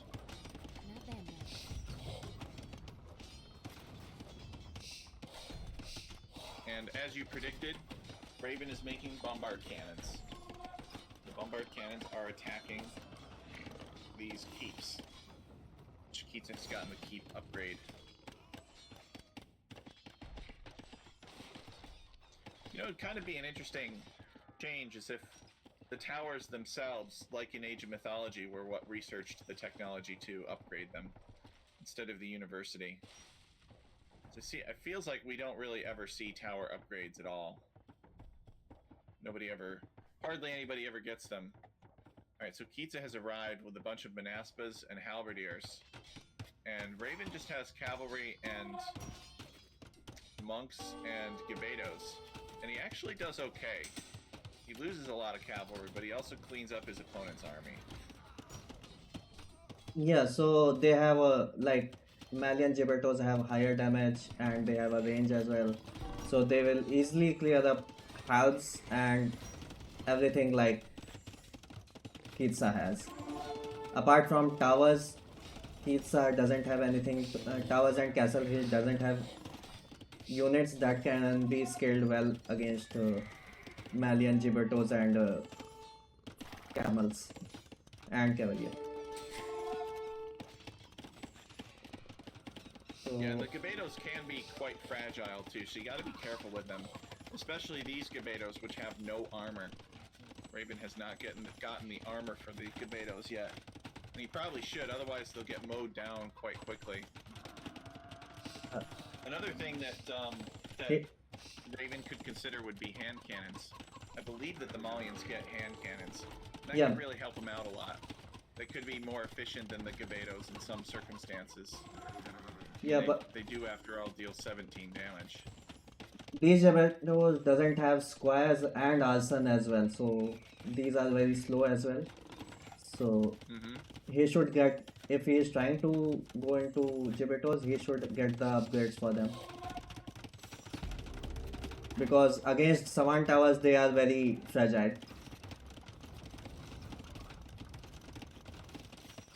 The big advantage for hand cannons, I would think, would be range. You could open up a volley on the enemy while they were a little bit further away. We got more Gabeto rushing forward now. This is Raven starting town center. But he isn't preparing it. Doesn't really... It's not really a safe place to take resources anymore. But he has a lot of villagers elsewhere. He's definitely fighting very hard for this location. He's adding a castle in the south to button up this front. So he can focus on the center. Gabedo camel combination. No Farimba. No Farimba yet. He's trying to keep this castle alive too. Yeah, also there was one castle near the keeps of Kitsa on the north side, and it got trapped down. He wasn't able to save it. Now the main focus of their fight is in the middle, but he's losing grounds on the north. The cannons are going to flatten one of the trebuchets. Pizza coming in for an attack. Raven is ready. Raven has a lot of troops here. Still no armor for the Gabedos. The camels are just running away from pointy boys. The job of the camels is to keep the halberdier busy. Divide and conquer, they say. Yeah, that's a good way to take a fight right now. So Pizza has 168 villagers. It's kind of hard to believe. Now, Georgians, do they get some kind of technology where their villagers take up less pop space, or is that a different? No, Is that a different civilization? that's for what the Bengalis. says. Yeah, that's for Bengalis. Georgians have that on the cavalry thing. They take 10 or 15% Oh, less cavalry space now. As not, it has been changed to 20% now, but it used to be like 15%. Their cavalry takes. so they can basically have more villagers working to support the same amount of cavalry. Yes. They can make more villagers and have it count as the same amount. So it basically boosts their villagers and the productivity of their villagers, but they have to make them first. It's not just like the villagers are X% more efficient. You gotta make them first. And Raven getting a compelling counterattack here. Yeah, he's But moving can't, very slowly, but he's moving. can't really contend with those Savant Towers, though. They really ripped through his units quite expertly. Yeah, so they have a 8+9 damage, pierce damage, and they do multiple damage just to the units. Like they do a damage to multiple units at the same time, pierce through. So that's why I said like Malian Gibetos won't be a good match against Savant Towers. So he has to go like fully pushing using bombard cannons, because that's the only thing that he can counter it with. So what does each player need to do to end the stalemate right now? So as Kitsa is doing, he has to hop forward very slowly with the Savant Towers only, and keep like sniping the bombard cannons as much as possible. Also, he should take into something like a raiding unit, Hussar, and send them somewhere like all the places of Raven's eco. That's his winning condition. And for Raven's winning condition, he has to like keep pushing with the bombard cannons and keep using the Gibetos for the halves, because that's the only win condition for them. They both don't have a very good units to transition into, but still like Georgians have much better units to transition into. Also, I don't think, okay, he has gotten Farimba already, so he has 7+7 attack on his camels.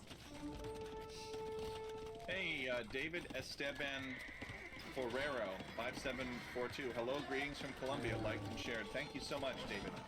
Or maybe it's David Esteban. I don't know. But whichever one it is, you're awesome. Thank you so much. Do I know you perhaps by a different name? Are you familiar with our league already? It's okay if you're not. If you're new, that's in some ways that's even more exciting. But either way is exciting. I was just gonna say that Kitsa has decided that he's pushing out from his sneak. And Raven, I think, is kind of caught off guard here because Kitza is sieging Raven's castle. Actually, this gate is going down very quickly. These are Farimba heavy camels now. And, yeah, Kitza needs to repair it. And Raven will spend half the resources to repair this gate. And I don't think he's gonna be able to repair it quickly enough. When the gate goes down, the trebuchets are gonna go down, and the cover is blown. So Raven knows that Keats is back here now.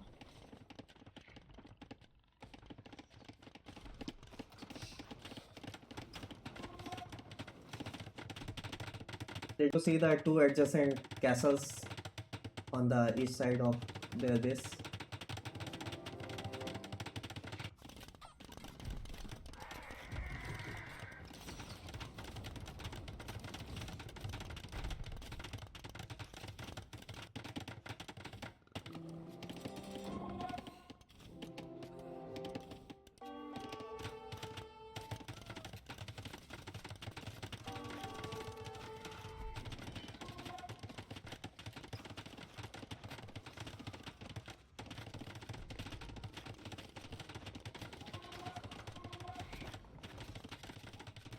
I think right now, like Raven still both have 200 pop, and Raven has a much better position. He needs to stop focusing mainly on the middle part of the map, and he should start pushing from the top side. Like send some units, light cav into his base, Kitsa's base. Raven has not really prepared any kind of raiding parties at all, but he has massed some siege weapons to answer Keatsa's fortifications. And Keatsa has tech switched into hand cannons, actually, to deal with this, just because I think he's tired of dealing with the Gabetos. And the hand cannons are firing upon the trebuchets. I don't know how effective that's going to be. And yeah, hand cannons are still decent against siege, I think. Still better, like. So it shouldn't be a problem for that.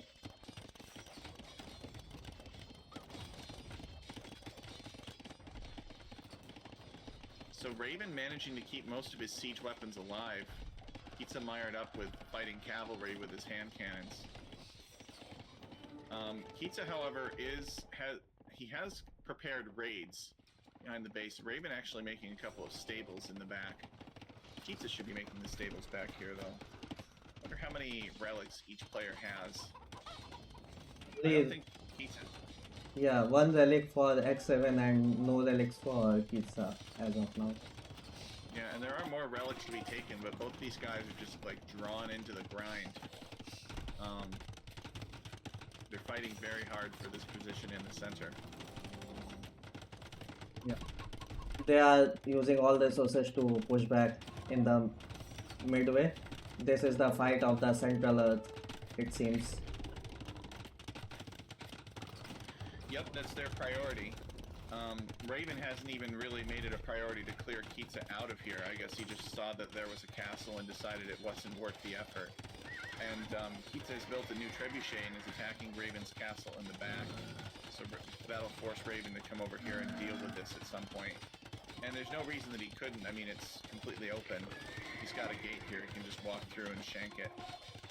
But they're just so drawn in, like a black hole, to the center. Yeah. They are trying to like diverge the attention of each other on the different parts of the map, but I think Raven is handling it very well with his like reacting very well to it, and he's not neither losing his front side. He's trying to push it inch by inch and still managing to keep up the backside clean. Yeah, I mean, Raven could really just build like 15 light cav, right? Farimba light cav, and just what's stopping him from getting into Keats' base? Is this open here? Yeah, I don't think it's open. It's almost open. he could easily tear down this palisade gate and then just run in and raid a bunch, like you've been saying. I think there is a open place, like open tile between houses and trees on the north side where his castle used to be. But it might be like it's just a visual issue. It might not be open as well. Pizza getting the idea to build fortified churches around his economy to improve the efficiency of his villagers. Maybe in that case, he'll need fewer villagers to collect the same number of resources, and then he can create more military, and it'll help him, it'll give him an advantage fighting in the center. You can see that Keats basically given up on cavalry for now. He's essentially making slow units because the battle is taking place in, you know, a base size of 15 to 20 tiles here. So mobility is not as important. He's got the hand cannons to just shoot down anything he doesn't like. And he's crawling forward with towers. The good news for Raven is that Keats is kind of running out of stone. He's got only 285 stone left. Although it seems like there's a little bit more to take, but not very much. Yeah. Not really much more stone for Keats to take except this here. So I'd say Keats has probably got 10 more towers in him without using the market. Yeah, but Raven is only now getting the final infantry armor upgrade. Oof. I can still see a lot of stone on the map, so they can definitely mine more stone if they scout it or they have it somewhere.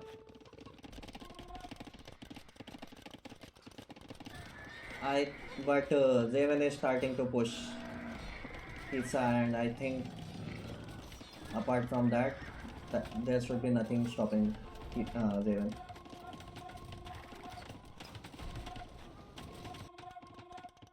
Yeah, where I'm at an hour 18 minutes.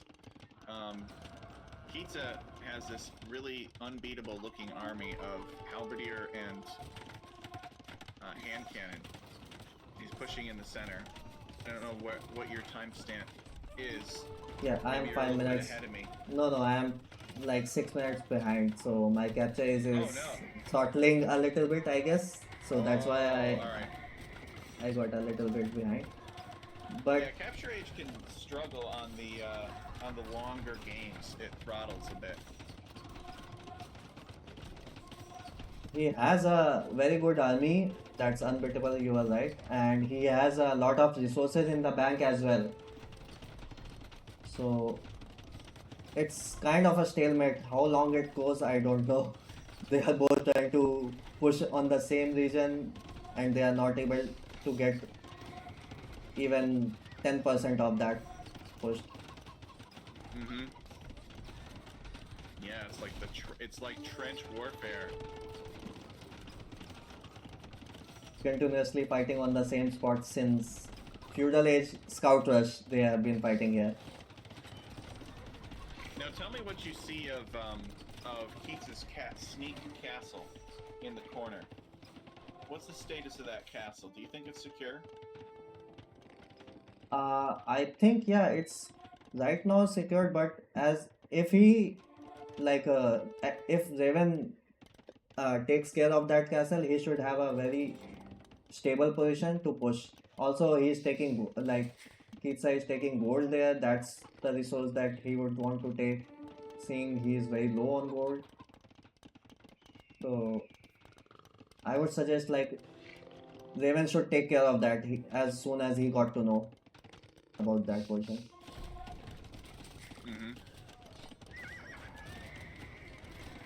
Okay, so I was a little behind, so I can see Pizza pushing main TC of Raven right now. Yep. Yeah, from what I can see, Raven is definitely on the defensive now. Pizza had that very powerful army of hand cannoneers and halberdiers and trebuchets, and he's just sort of creeping forward slowly and dropping towers. Also, I don't see him having any bombard cannons right now. He just has traps right now. I don't know in few minutes if he has that.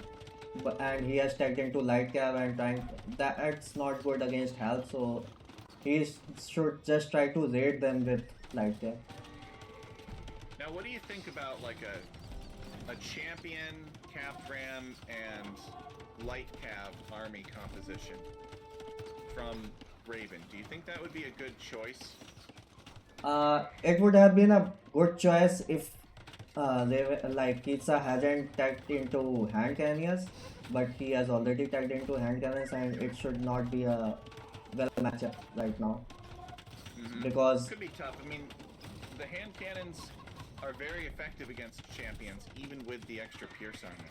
yeah, and he is already having halves all the time, usually around his hand cannons, and with Saman towers as well. Like light cam won't do much of a threat to hand cannons when he has halves around. So I would just say that it would have been a better tech to tech into earlier, but right now it's just that it's too late to tech into that, and he doesn't have much resources to tech into that as well.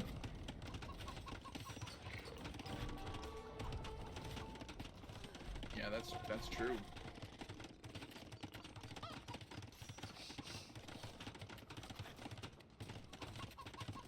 That's true. I like how this game is literally like expanded to 100% of the map.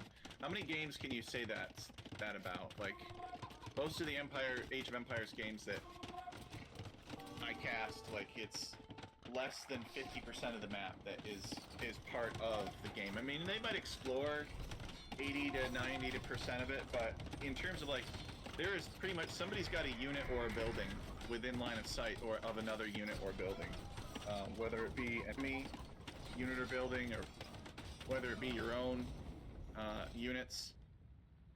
This is pretty incredible how this Nomad game turned into. Essentially, it started out as a land Nomad game, and it's just exploded to occupy the entire map. It's highly chaotic, very fun to cast and watch. Yeah, this has been the first match I think I have seen this year, which has gone to like 100% of the exploration type. They have everything, unless it's Mr. Yo's match where he has a 1 HP scout he uses to scout the entire map. Take a look at their resources. Yeah, Raven's got 50 on food. He's queued up a big wave of light cav. I think Raven's gonna try to get into Keats' base, but Keats is very good at keeping everything walled up and securing the area so Raven can't get in, which is unfortunate for Raven because I think that's what he needs. Raven needs a good raid right now. Keats does seem to have an advantage, and he is pushing out across the entire map. He's tech switched into Hussar, and he's spreading out to raid everywhere. Hussar definitely the more appropriate unit, when mobility is required, when you're looking to track down an enemy unit, chase it down and destroy it. Hold on one sec. So what time are you in the game right now?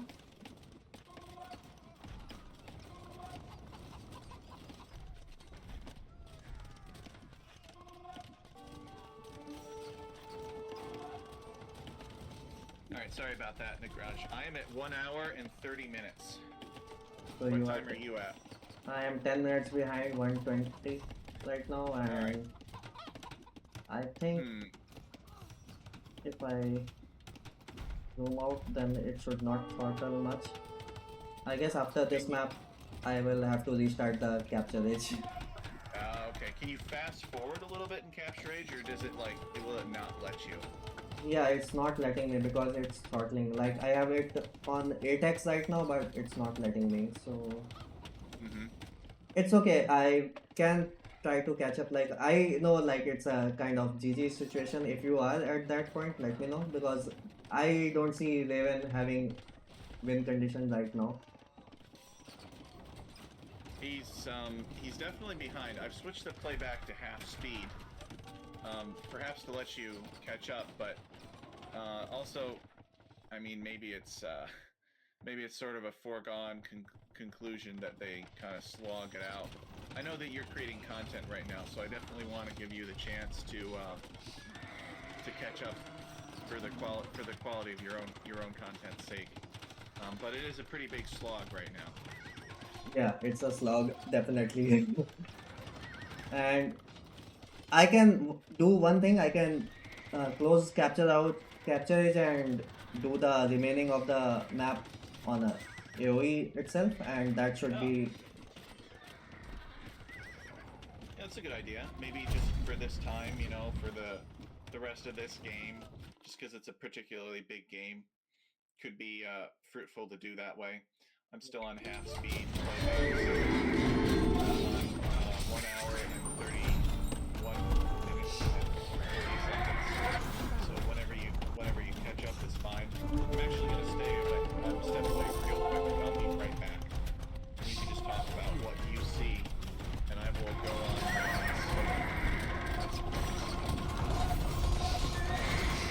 Yeah, so it's a slogfest here, and it's pushing the main base. He has lot of helps, lot of hand cannons, and I think he has siege units as well. With siege, he should be able to push very well. And Cavalier are no good match against Scouts. You can see the mini maps. They are fighting mainly for this base only. He's pushing south of Raven right now. I think sound is too loud right now for the AoE. Okay. Good.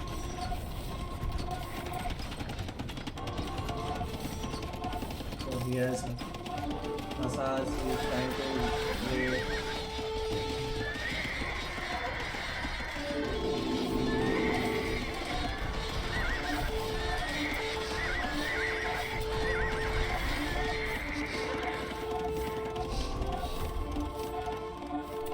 So many Savant Towers helped him a lot, but he lost his siege.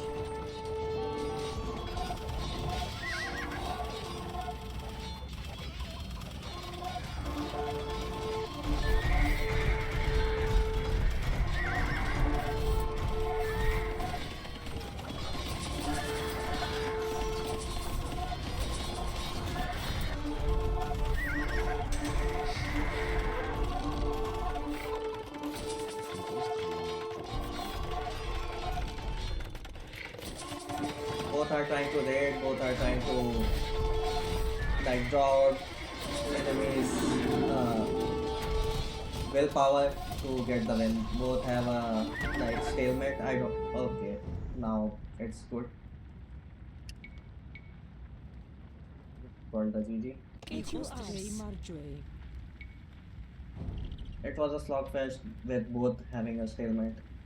I think without Savant Towers, Kitsa would not have been able to draw this out along. And he has much better army at the end, like 98 army. He must have been for the cavalry, and with the Aznori cavalry, he has lesser pop space for cavalry. Resource collection, he definitely collected more food and wood, and Raven collected lot of nearly twice the gold of pizza, but he didn't really use it well. He should have started raiding pizza earlier. Map explored 98%, 95%, as Tech Chariot was saying, like it is most explored map by them. And yeah, he has higher will count. Okay, so he got the relics in the end, and he had 12 castles. Okay, this was a good map. It was definitely a very long drawn out battle. Now, next map should be this one. Sorry for sorry, I had to switch between capture age and game. All right, I am back. Yeah, welcome back. Hopefully, you're all caught up now, Nagraj.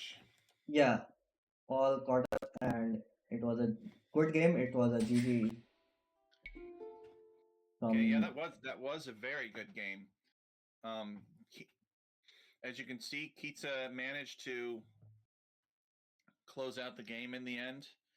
Scattered Raven's forces, but Raven fought for a good long while. Yeah, without Savant Towers, I think Kitsa wouldn't have been able to uh, draw out this much and get the win in the end. So I think Savant Towers helped him a lot. I think Raven needed to take advantage of his starting position a little bit more. Yeah, I think he needed to kind of stonewall Kitsa and try to like box him into the map. I think he needed to go fast Imperial once he built his own castle and push Kitsa that way. Maybe keep some Gabetos handy to kill some scouts, make some monks. I think he could have done a lot of damage that way, but both players wanted to boom and take their time, and so that's what they did. And the result was that Kitsa ended up doing this really devastating Spawn Tower, infantry, trebuchet, cavalry push, and it was kind of everybody's nightmare to fight against. yeah. Also, like you mentioned he had a very good position. Even after reaching him, they nearly reached him at the same time, somewhere around like 30 seconds apart, kind of. And if after that even he just kept sending the light cap in Kitsa's bases, like he would have a much better position. He had much better castles. He had much better position. He had much better resource control, but he didn't took advantage of that. That was the point. Look at these statistics. They actually had a similar kill to death ratio. Raven killed 1,061 units and lost 1,015. Kitsa killed 1,006 and lost 1,058. So I'm not sure about, you know, the extra the extra 9 units that Raven lost that Kitsa failed to kill. If Raven lost 9 units to wild animals or something like that. Much larger army for Kitsa though at the end of 98. Kitsa with more food and wood collected, Raven with more stone and gold collected by a lot, actually. Yeah, This so kind of is the tell, right? Because once the game shifted into a primary food and wood composition type units, that was the kind of game that Kitsa would win because he had more of those resources. Whereas Raven had an advantage when it was more about stone and gold. so Kitsa was spamming Harband, Hussar, and hand cannons. Hand cannons required gold. Apart from that, he didn't require much of gold, so that's why he was more focused on food and wood. And I think Raven was spamming Gibetos, Cavalier, more gold intensive units. That's why he was more focused on gold. And as you mentioned, Kitsa had a larger army. It was due to the unique tech of Aznori cavalry for him. So Kitsa with superior feudal age advancement, Raven with faster castle age, but only by, well, I guess by just a few seconds, and then Kitsa faster to the imperial age by less than a minute. Kitsa explored 98% of the map and had a research count of 52. In terms of society statistics, Raven with 12 castles, Kitsa with 7. Raven capturing 3 relics, Kitsa capturing 2. Kitsa with 336 relic gold to Raven's 1800.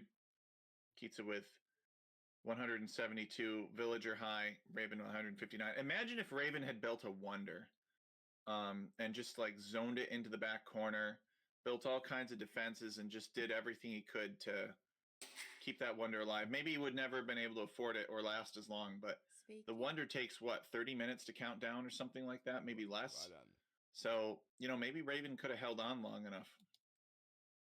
We can Yeah, see the timeline here. he could have Kitsa just he could have held it on if he like Kitsa didn't had a sneak TC in the back. With the sneak TC, like I think he would have pressured that with more with siege, and he would have been able to destroy the wonder. Mm-hmm. And you can see that in the timeline, Kitsa really closing it out in the end. So let's return to replays now. And we'll go to their other game, which is Lithuanians versus Japanese. Let me load the replay. And I will pause, and you let me know when you're ready. Yeah, I'm ready. At 1 second, you can start. Excellent. So when I'm in, I'll say I'm ready. All right. 3, 2, 1, go. So we've got Kita versus Raven on hyper random, and look at this. Isn't this a weird map? We got these two channels. We got water. We have docks in the corner that they can trade with, and this is going to be kind of interesting. There's no fish. There's no fish at all. I love that. So we may not even see docking, although that would actually be kind of funny to see somebody dock. Well, they would be outraged, but it'd be funny for us casting to see somebody dock and then see that they made a few fishing ships and they can't find any fish at all. Japanese too for Raven. Oof. Raven, being Japanese, he probably, you want to make fishing ships, right? So he's going to be even more tempted. And Kitsa is the Lithuanians. Well, Lithuanians, they're a good hybrid build. They're a good hybrid civilization as well. And this is a king. I don't know if you need to keep this king alive. Do you know if you need to keep the king alive No, no. in order to win? No. This is for scouting purpose only, and since it's not a regicide mode, they don't need to keep this king alive to be able to win the game. Well, that's a relief. King can be a big equalizer. Okay, we got the sheep coming in. It would be funny to see if they are able to scout like the other islands apart from the mainland, because that also has some resources of gold, and one side does not seem to be valuable until like wood is gone, but the east side seems valuable. Southeast side, it has gold and wood. That's true. There's more gold on this one, on this this edge of the map here. Now Kitsa falling into the trap. He has built a dock and he is making a fishing ship. So poor Kitsa. Raven has not. Actually, Raven is docking as well. All right, so it's fair for both players. They're going to build a dock, make a fishing ship, and not be able to find any fish. That'll be pretty funny. And it'll be pretty fair. If it was just Kitsa, it would be an advantage for Raven, and if it was just Raven, it would be an advantage for Kitsa. So I guess at the very least, they can see that they'll be able to find neutral docks, and that's it. Oh, and there's even a merchant on this dock too. Look at that. Yeah, these have the merchants on them, and you can trade with these docks on the corner. Good thing is, like, Kitsa only made one fishing ship, and he's trying to scout with that now, try to like look for fish, deep sea or shellfish. But I don't know if, like, you can see Raven has two fishing ships in the queue, so he'll be like making the fishing ships, and he'll be like, where are my fishes on this map? Where are all the fish? Hopefully, for Raven's sake, he cancels that fishing ship when he sees that there are no fish. Yeah, hopefully he does. I don't think he's gonna do that in time. Yeah, he does it. Oh, he canceled it. He canceled it. Yeah. Good for him. So they basically both got a single scout on water that cost both of them 250 wood, which is outrageous when you think about it. But they're both down 250 wood but they both got a harm-less scout on the water. So I guess they're in even terms in that way. Yeah. Also, seeing at their POVs, like Raven has a idea of the island on the southeast side of this map, but Kitsa doesn't have any idea that there are two islands on the sides. Yeah, Keitsa just creating a circle. He's scouting in a circle around the island with his king, trying to find Raven. And I guess since Raven realizes that there's no fish, he's going to build a barracks instead. And I think he moved some villagers off of wood too. I think they built the mill quickly when he realized he wasn't going to get fish as a source of food income. Yeah, but All right, Kitsa is up to the feudal age faster. So it's true. And he's building a barracks now. He's Lithuanians. And he's got a couple of turkeys coming in, and he's starting to wall off. And Kitsa has the barracks, Raven has the barracks. Is Raven gonna make? Raven is on his way up to the feudal age. Is Raven gonna make man-at-arms? Or is he just gonna go like some kind of Japanese archer build? I'd love to see Japanese man-at-arms, but I don't know if it's gonna happen. Yeah, both these players are looking for fish somewhere. yeah, they're not gonna find any. So I can say like Raven hasn't scouted the opponent yet, so he cannot go for mana. He is going for the mana terms actually. Oh, yep, there they are. So even though Raven hasn't scouted his opponent, he's still making man-at-arms. Or he's making militia in preparation for man-at-arms, and he has 2 on gold, which is a good man-at-arms build. Actually, Kitsa showing up here at just the right time.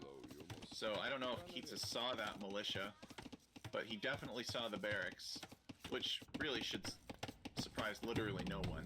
Of course his opponent's going to make a barracks. If his opponent didn't make a barracks, it would tell him that his opponent was going fast castle. So I guess it would give him some information, but he could probably assume that his opponent is gonna make a barracks for this particular map. But Raven is going in the wrong direction to scout his enemy. Since he hasn't scouted in his enemy, he was pushing DL with his king scout.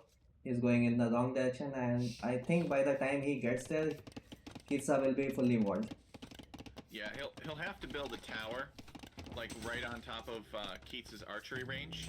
Now, I believe that if Keats is smart, he's already going to be making archers from that archery range, because he scouted the barracks. Yeah, he's making an archer. But if Raven could somehow get a tower up, like right on top of this archery range, he shuts down Keats' gold, he shuts down Keats' stone, he shuts down the archery range, mostly. And Kitsa, you know, I guess there's a gold down here, and there's another gold out here, but that could be very brutal.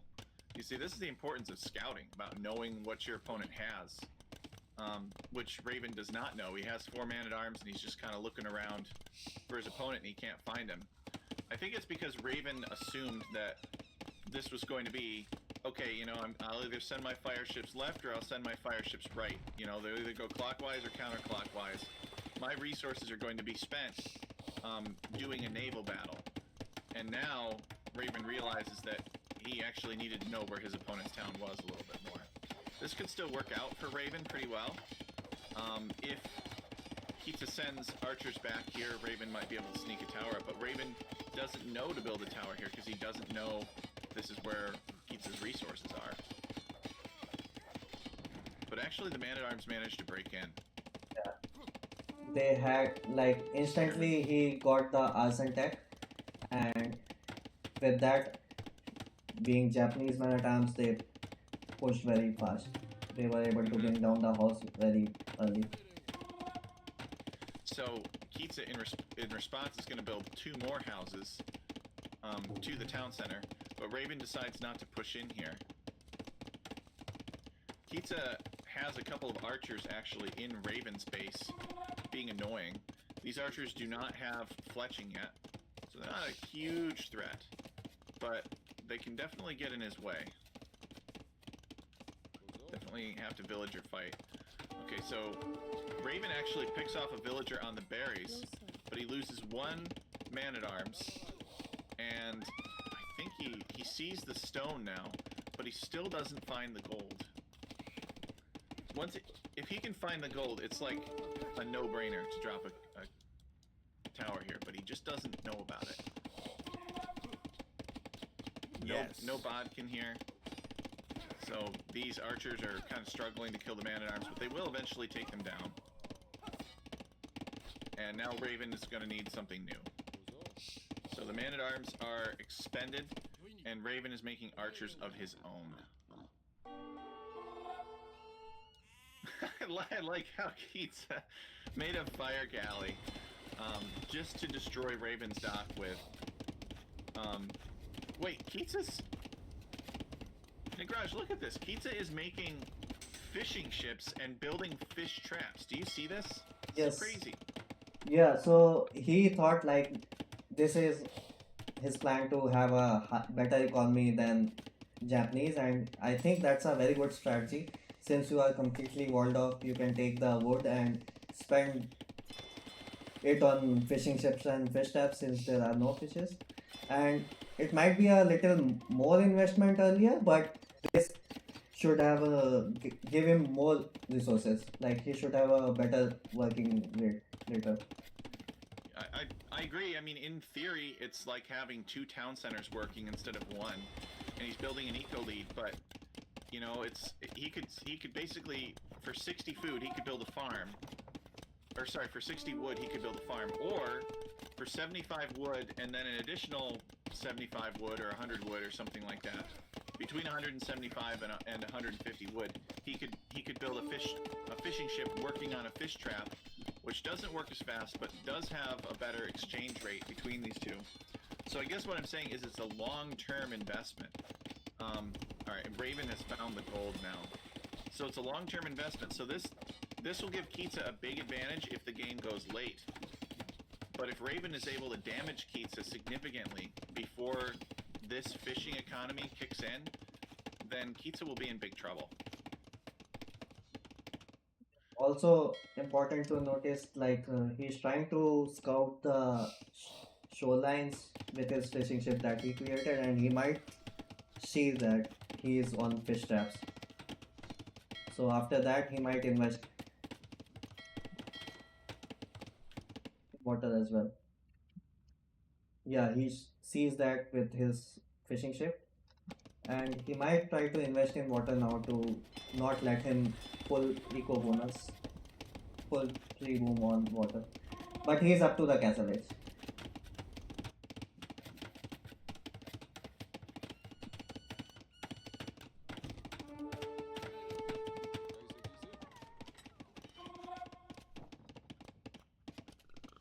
Man-at-arms, infantry armor, man-at-arms. I think he'll go long swords, archers in castle edge.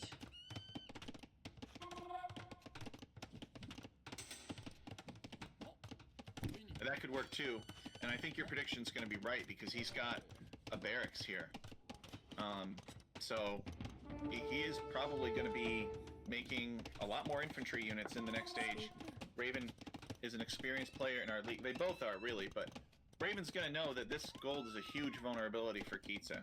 So he knows that if he goes some slow crawl push, he could really punish it. Yeah, and Lithuanians scums won't do much against like I know they have a better moving speed, but still against longswords I don't think they will be able to damage that much if he's still pressing. And this gold is the main issue, as you mentioned. He doesn't have any gold inside his base apart from that, and that should be the main focus of pressure. Yeah, he's going long swords right now. Keitsa needs to get up like right now. Okay, Keitsa is halfway up, so that'll help Keitsa. And what do you think Keitsa does? He probably gets to the castle age and he builds a siege workshop and he makes a mangonelic too. That's probably the play for Keitsa, right? Or does Keitsa have a better option? Keitsa needs to go full army, like complete into 3. Yeah, he already has 3 range. He needs to go full 3 range production along with a siege, because I can see Raven building a siege workshop already near his base, and he will be pressuring him more on the gold side. Yep. So Siege Workshop coming up for Raven. Raven is very good at adapting, very flexible. Let's see. I wonder what Raven's choice of siege weapon will be. Looks like he's going to build a Scorpion for now. That's smart if your opponent's not Castle Age yet. If your opponent's Castle Age, Scorpion is not as effective. And yeah, look at this. Immediate Siege Workshop for Kitza. He knows he's got to have it. So this is really... Raven needs to push right now. He needs to open this up so that he can have infantry in here running down siege weapons. Because if he's outside, his opponent is going to... Yep, see, look at this. His opponent's going to small wall. Opponent's going to stone wall to take this down, and he's going to let siege weapons flatten the infantry. And the infantry are in, and Kitza is in huge trouble. Even if he builds defensive siege, these infantry can run it down. Raven recognizing that this was the exact moment he needed to push before the opponent got a mangonel out, and he does it exactly at the right time. also Raven has two cav archers placed on the wood line that's harassing one archer on the left side of wood line where he can harass. I don't know why he is not attacking, although he should be able to range the villagers. And he has a fishing ship near his docks, so he can see everything what Kitza is doing.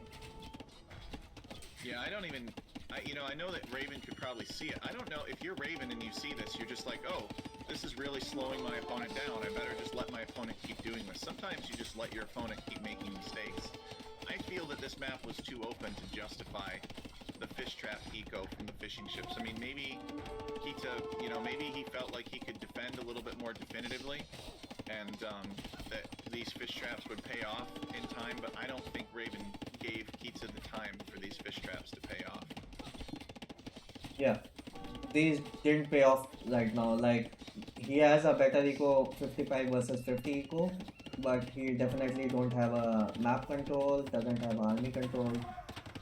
Also, I think Raven is wasting his army, letting long swords go under the TC. He can just use them under like Geisen inside the ram and then send it like he's doing it now. Yeah, agreed. That was a little bit overly zealous there. We should also note that Raven has built another dock, actually. So Raven is thinking about doing something on water to punish Kitza's fishing traps. The longswords do manage to cut down the mangonel, and Raven is making more. Kitza has 11 villagers queued up and 2 crossbowmen queued up, and Raven has all kinds of things queued up: longswords, cavalry archers, and a ram.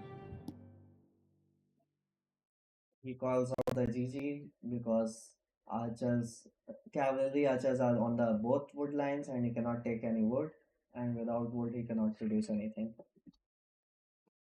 So it was a quick one, I guess.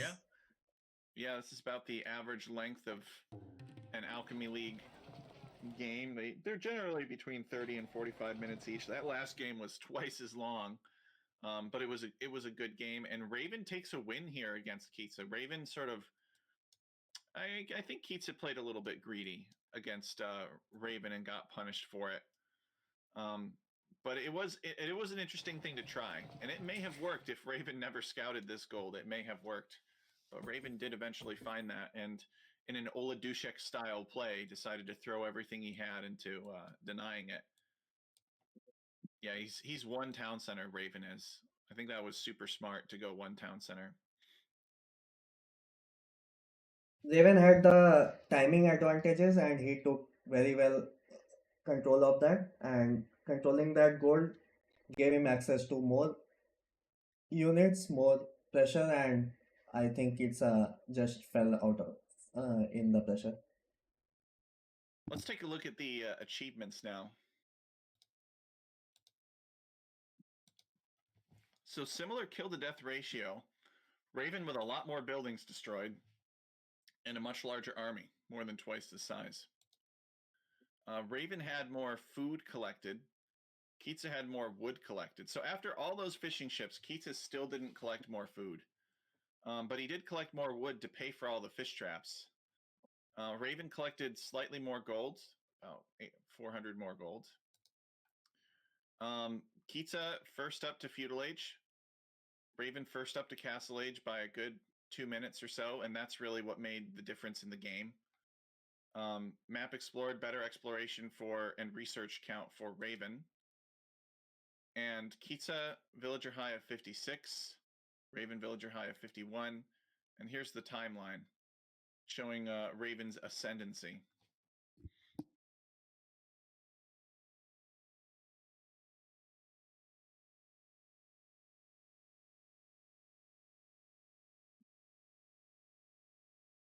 Well, Nagraj, I've really enjoyed co-casting with you. I appreciate you taking time out of your day to join me. It was a good experience. You had a lot of good insights, and I really appreciate you forgiving me for my technical difficulties. Thank you for inviting me. It was a good co-cast for me as well. Lot of insights, and also I got to see a lot of maps for the sprint too.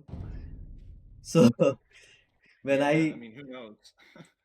yeah, so these are I really enjoy this tournament. I think more it's this season it's very good. Like Hyper London is extremely good, and you don't know what to expect from the next map. So I really enjoyed it. Also, saw one of the lengthiest games these this year I have seen, and it was a drawn out battle, and you have to scale well. So I think I learned a lot from this as well. All right. Well, thank you so much for joining us today, the Nagraj. We'll catch you again later.